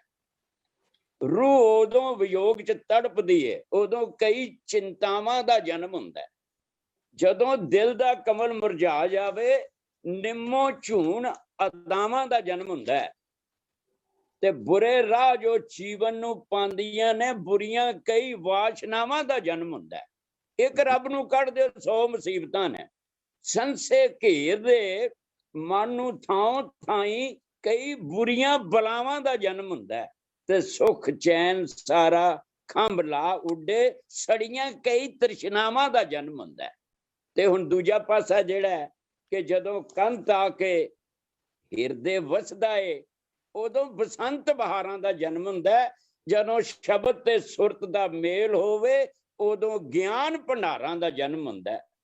ਤੇ ਭਾਣਾ ਸਤਿਗੁਰ ਦਾ ਦਿਲੋਂ ਮੰਨ ਲਈਏ, ਚੜ੍ਹਦੀ ਕਲਾ ਖੁਮਾਰਾਂ ਦਾ ਜਨਮ ਹੁੰਦਾ ਹੈ। ਤੇ ਹੱਦਾਂ ਟੁੱਟਦੀਆਂ ਗਰਜ਼ਾਂ ਮੁੱਕਦੀਆਂ ਨੇ, ਜਦੋਂ ਨਾਮ ਫੁਹਾਰਾਂ ਦਾ ਜਨਮ ਹੁੰਦਾ ਹੈ। ਬੰਦਾ ਭਲਾ ਸਰਬੱਤ ਦਾ ਲੋਚਦਾ ਏ, ਜਦੋਂ ਵਿਸ਼ਵ ਪਿਆਰਾਂ ਦਾ ਜਨਮ ਹੁੰਦਾ ਹੈ। ਜਦੋਂ ਆਪੇ ਦਾ ਕੁਦਰਤ ਨਾਲ ਮੇਲ ਹੋਵੇ, ਉਦੋਂ ਸੋਝ ਸ਼ਿੰਗਾਰਾਂ ਦਾ ਜਨਮ ਹੁੰਦਾ ਹੈ। ਤੇ ਅਖੀਰ ਤੇ ਕਿ ਆਓ ਜੀਵੀਏ ਤੇ ਹੋਰਾਂ ਨੂੰ ਜੀਣ ਦੇਈਏ, ਨਾ ਕੋਈ ਡਰਨ ਡਰਾਨ ਦੀ ਗੱਲ ਕਰੀਏ, ਰਲ ਮਿਲ ਰਹੀਏ ਦੁੱਖ ਸੁੱਖ ਸਹੀਏ, ਕੋਈ ਦਰਦ ਵੰਡਾਉਣ ਦੀ ਗੱਲ ਕਰੀਏ, ਫਿੱਕੇ ਬੋਲੀਏ ਨਾ ਅੱਗਾਂ ਫੋਲੀਏ ਨਾ, ਬਸ ਖਿੜਨ ਖਿਡਾਉਣ ਦੀ ਗੱਲ ਕਰੀਏ, ਹੱਦਾਂ ਤੋੜੀਏ ਪਿੰਡ ਸਰੀਰ ਦੀਆਂ, ਇਹਨੂੰ ਬ੍ਰਹਮੰਡ ਬਣਾਉਣ ਦੀ ਗੱਲ ਕਰੀਏ। ਹਰ ਥਾਂ ਫੈਲਿਆ ਰੱਬ ਹੀ ਨਜ਼ਰ ਆਵੇ, ਪਹਿਲਾਂ ਉਹਦੇ ਬਣ ਜਾਣ ਦੀ ਗੱਲ ਕਰੀਏ। ਤੇ ਅੰਦਰ ਖਿਜ਼ਾਂ ਵੀ ਹੈ ਤੇ ਅੰਦਰ ਬਹਾਰ ਵੀ ਹੈ, ਅੰਦਰ ਖਿਜ਼ਾਂ ਵੀ ਹੈ ਅੰਦਰ ਬਹਾਰ ਵੀ ਹੈ। ਕੁੰਜੀ ਠੀਕ ਲਗਾਉਣ ਦੀ ਗੱਲ ਕਰੀਏ ਤੇ ਮੁਖ ਬੋੜੀਏ ਨਾ, ਵਾਅਦੇ ਤੋੜੀਏ ਨਾ ਖਿਜ਼ਾ ਪਰਤਾਉਣ ਦੀ ਗੱਲ ਕਰੀਏ। ਤੇ ਵਿਥਾਂ ਮੇਟ ਕੇ ਆਪਾਂ ਭੇਟ ਕਰਕੇ ਫੇਰ ਬਹਾਰ ਲਿਆਉਣ ਦੀ ਗੱਲ ਕਰੀਏ। 4 ਦਿਨ ਦੀ ਛਾਨਣੀ ਜ਼ਿੰਦਗੀ ਏ, ਕੋਈ ਹੱਸਣ ਹਸਾਣ ਦੀ ਗੱਲ ਕਰੀਏ। ਵਾਸੂ ਵਸੀਏ ਬਸੰਤੀ ਰੰਗ ਅੰਦਰ, ਨਾ ਇਹ ਰੰਗ ਵਟਾਉਣ ਦੀ ਗੱਲ ਕਰੀਏ। ਰੰਗ ਬਸੰਤੀ ਚਾਹੀਦਾ, ਰੰਗ ਉਹਦਾ ਹੀ ਚਾਹੀਦਾ। ਧੰਨਵਾਦ ਜੀ। ਕੁਦਰਤੀ ਮੇਰੇ ਜੇਬ ਵਿੱਚ ਸੀਗੀ ਕਵਿਤਾ, ਦੇਖੋ ਹਾਂਜੀ, ਕੱਲ ਮੈਂ ਪੜ੍ਹੀ ਵੀ ਹੈ, ਫੇਸਬੁੱਕ ਤੇ ਪਾ ਵੀ ਦਿੱਤੀ ਹੈ ਸਾਰੀ ਕਵਿਤਾ। ਵੈਰੀ ਨਾਈਸ, ਬਿਊਟੀਫੁਲ, ਮੇਰੀ ਜੇਬ ਵਿੱਚ ਰਹਿ ਗਈ ਸੀ। ਧੰਨਵਾਦ ਜੀ। Very nice. ਹਾਂਜੀ ਭਾਈ ਸੁਚੇਤ ਸਿੰਘ ਜੀ, ਤੁਸੀਂ ਆਪਣੇ ਵਿਚਾਰ ਦੱਸੋ, ਫਿਰ ਆਪਾਂ ਸਮਾਪਤੀ ਕਰਦੇ ਹਾਂ ਹੋਰ 5-4 ਮਿੰਟ ਦੇ ਵਿੱਚ। ਹਾਂਜੀ, ਹੁਣ ਕਿਹੜੇ ਪੁਆਇੰਟ ਤੇ ਗੱਲ ਕਰ ਰਹੇ ਜੀ? ਪਰ ਗੱਲ ਇਹ ਹੈ ਕਿ ਸਾਨੂੰ ਇਹੀ ਆਦਰਸ਼ ਮਿਲਦਾ ਕਿ ਵੀ ਜਿਹੜੇ ਸਾਡੇ ਤਿਉਹਾਰ ਨੇ, ਇਹਨਾਂ ਦੇ ਵਿੱਚ ਜਦੋਂ ਅਸੀਂ ਇਹਨਾਂ ਨੂੰ ਗੁਰਬਾਣੀ ਦੀ ਓਟ ਲੈ ਕੇ ਇਹਨਾਂ ਨੂੰ ਇੰਜੋਏ ਕਰੀਏ, ਦੁਨਿਆਵੀ ਫਨ ਵੀ ਕਰੋ, ਤੇ ਨਾਲੋਂ ਨਾਲ ਜਿਹੜਾ ਹੈਗਾ ਗੁਰਮਤ ਜਿਹੜੀ ਆ, ਉਹ ਸਾਡੀ ਜਿਹੜੀ ਫਾਊਂਡੇਸ਼ਨ ਹੈ, ਉਹਦੇ ਬਗੈਰ ਗੱਲ ਨਹੀਂ ਬਣਦੀ। ਨਹੀਂ ਤਾਂ ਐਵੇਂ ਲਿਫਾਫੇਬਾਜ਼ੀ ਵੀ ਨਿਕਲ ਜਾਂਦੀ ਹੈ। ਹੈ ਜੀ, ਬਿਲਕੁਲ ਜੀ। ਇਸ ਚੀਜ਼ ਨੂੰ ਮੈਂ ਇਹ ਬੇਨਤੀ ਕਰਾਂਗਾ ਕਿ ਦੇਖੋ, ਜਿਹੜੇ ਦੁਨੀਆ ਦੇ ਅੰਦਰ ਰਹਿੰਦੇ ਆ, ਜੋ ਕੁਛ ਵੀ ਅਸੀਂ ਆਨੰਦ ਮਾਣਨਾ, ਸੁੱਖ ਮਾਣਨਾ ਹੈ ਨਾ ਜੀ, ਉਹਦੇ ਤੋਂ ਗੁਰੂ ਮਹਾਰਾਜ ਜੀ ਕਦੇ ਵੀ ਦੂਰ ਨਹੀਂ ਗਏ, ਨਾ ਹੀ ਸਾਨੂੰ ਕਦੇ ਵਰਜਿਆ। ਠੀਕ ਹੈ ਜੀ। ਗੁਰੂ ਅੰਗਦ ਦੇ ਸੱਚੇ ਪਾਤਸ਼ਾਹ ਜੀ ਦੇ ਬਾਰੇ ਸਾਨੂੰ ਇਤਿਹਾਸ ਦਾ ਪਤਾ ਕਿ ਬਚਪਨ ਦੇ ਵਿੱਚ ਜਿਹੜੇ ਬੱਚੇ ਜਿਹੜੇ ਬਚਪਨ ਦੇ ਉਸ ਵੇਲੇ ਆਪਣੀ ਗੋਇੰਦਵਾਲ ਸਾਹਿਬ ਉਹ ਬੱਚਿਆਂ ਨੂੰ ਜਿਹੜਾ ਕੁਸ਼ਤੀ ਵੀ ਕਰਾਉਂਦੇ ਹੁੰਦੇ ਸੀਗੇ, ਖਿਡਾਉਂਦੇ ਹੁੰਦੇ ਸੀਗੇ। ਹਾਂਜੀ ਇਤਿਹਾਸ ਦੇ ਵਿੱਚ ਇੱਕ ਇਤਿਹਾਸ ਦੇ ਵਿੱਚ ਇਹ ਵੀ ਪੜ੍ਹਿਆ ਕਿ ਗੁਰੂ ਮਹਾਰਾਜ ਦੇ ਟਾਈਮ ਤੇ 2 ਤਰ੍ਹਾਂ ਦਾ ਉਸ ਵੇਲੇ ਲੰਗਰ ਵਰਤਦਾ ਬਣਦਾ ਹੁੰਦਾ ਸੀ, ਇੱਕ ਆਮ ਸੰਗਤ ਦੇ ਵਾਸਤੇ, ਇੱਕ ਪਹਿਲਵਾਨਾਂ ਵਾਲਾ। ਜਿਹੜੇ ਕੁਸ਼ਤੀ ਕਰਦੇ ਸੀ ਉਹਨਾਂ ਦੇ ਵਾਸਤੇ ਸਪੈਸ਼ਲ ਤੌਰ ਤੇ ਦੁੱਧ ਘਿਓ ਵਾਲਾ ਜ਼ਿਆਦਾ ਉਹੋ ਜਿਹਾ ਲੰਗਰ ਬਣਦਾ ਸੀਗਾ ਜਿਹੋ ਜਿਹੀ ਖੁਰਾਕ ਚਾਹੀਦੀ ਹੈ। ਠੀਕ ਹੈ ਜੀ। ਇਹਨਾਂ ਚੀਜ਼ਾਂ ਤੋਂ ਪਤਾ ਲੱਗਦਾ ਕਿ ਗੁਰੂ ਮਹਾਰਾਜ ਜੀ ਇਸ ਦੁਨੀਆ ਦੇ ਨਾਲ ਵੀ ਇਨ ਟਿਊਨ ਬਹੁਤ ਜ਼ਿਆਦਾ ਸੀਗੇ, ਕਿਉਂਕਿ ਪ੍ਰਮਾਤਮਾ ਦੀ ਕੁਦਰਤ ਹੈ। ਠੀਕ ਹੈ ਜੀ। ਦੁਨੀਆ ਦੇ ਨਾਲ ਆਖੀਏ ਕਿ ਪ੍ਰਮਾਤਮਾ ਦੀ ਕਾਇਨਾਤ ਹੈ। ਤੇ ਹੁਣ ਜਿਹੜੀ ਜਿਹੜਾ ਹੈਗਾ ਨਾ ਕਿ ਵਿੱਚ ਸੰਗਤ ਹਰ ਪ੍ਰਭ ਵਸੈ ਜੀਓ, ਜਾਂ ਜਿਹੜਾ ਗੁਰੂ ਮਹਾਰਾਜ ਦੇ ਹੋਰ ਕਈ ਫਰਮਾਨ ਨੇ ਕਿ ਜਿਹੜਾ ਪ੍ਰਮਾਤਮਾ ਫਰੀਦਾ ਖਾਲਕ ਖਲਕ ਮੈਂ ਖਲਕ ਵਸੈ ਰੱਬ ਮਾਹੇ। ਸੋ ਇਹ ਜਿਹੜਾ ਸਾਰਾ ਕੁਝ ਇੱਕੋ ਹੀ ਤਾਣਾ ਬੇਟਾ ਪ੍ਰਮਾਤਮਾ ਹੀ ਹੈ। ਤੇ ਜਿਸ ਵੇਲੇ ਅਸੀਂ ਪ੍ਰਮਾਤਮਾ ਨੂੰ ਪਿਆਰ ਕਰਨਾ, ਦੁਨੀਆ ਦੇ ਤਿਉਹਾਰ ਮਨਾਉਂਦੇ ਆ, ਸਾਰਾ ਕੁਝ ਕਰਦੇ ਆ, ਉਸ ਵੇਲੇ ਕਿਸ ਤਰ੍ਹਾਂ ਅਸੀਂ ਮਤਲਬ ਕਿ ਵੀ ਮਨਾ ਸਕਦੇ ਹਾਂ ਤਿਉਹਾਰ। ਇਹਦੇ ਵਿੱਚੋਂ ਦੇਖਣਾ ਇਹ ਹੈ ਕਿ ਜਿਹੜਾ ਇੱਕ ਓਂਕਾਰ ਵਾਲਾ ਕਾਨਸੈਪਟ ਹੈ ਉਹ ਹੈਗਾ ਕਿ ਸ੍ਰਿਸ਼ਟੀ ਹੀ ਸਾਰਾ ਕੁਝ ਪ੍ਰਮਾਤਮਾ ਹੀ ਹੈ, ਜੋ ਕੁਝ ਵੀ ਦਿਸ ਰਿਹਾ ਸਾਰਾ ਪ੍ਰਮਾਤਮਾ ਹੈ।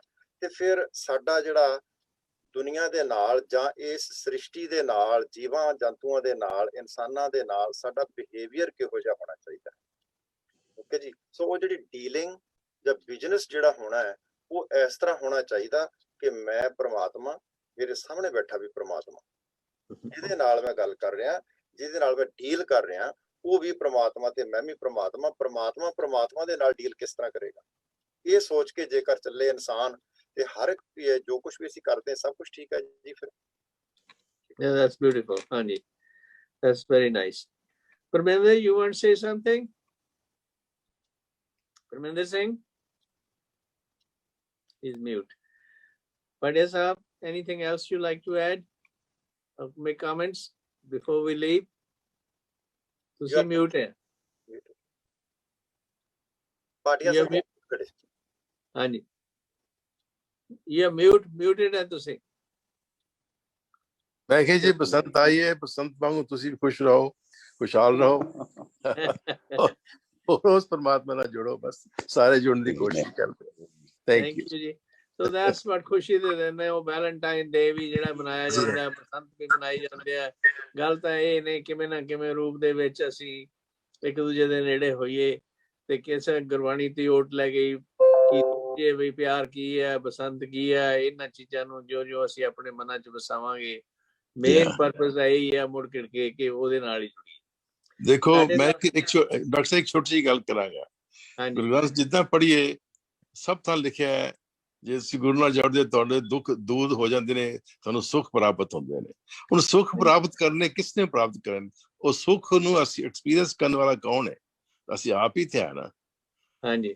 ਤੋ ਇਸ ਗੱਲ ਨੂੰ ਅਸੀਂ ਭੁੱਲਣਾ ਨਹੀਂ ਚਾਹੀਦਾ ਕਿ ਸੁੱਖ ਨੂੰ ਪ੍ਰਾਪਤ ਕਰਨ ਵਾਲਾ ਵੀ ਅਸੀਂ ਹਾਂ, ਆਨੰਦ ਲੈਣ ਵਾਲੇ ਵੀ ਅਸੀਂ ਹਾਂ, ਖੁਸ਼ ਹੋਣ ਵਾਲੇ ਵੀ ਅਸੀਂ ਹਾਂ। ਅਸੀਂ ਖੁਸ਼ੀ ਬੰਦ ਕਰ ਦਈਏ, ਸੁਖੀ ਹੋਣਾ ਛੱਡ ਦਈਏ ਤੇ ਫਿਰ ਗੱਲ ਕੀ ਬਣੀ? ਫਿਰ we are in catch 22 what is your idea?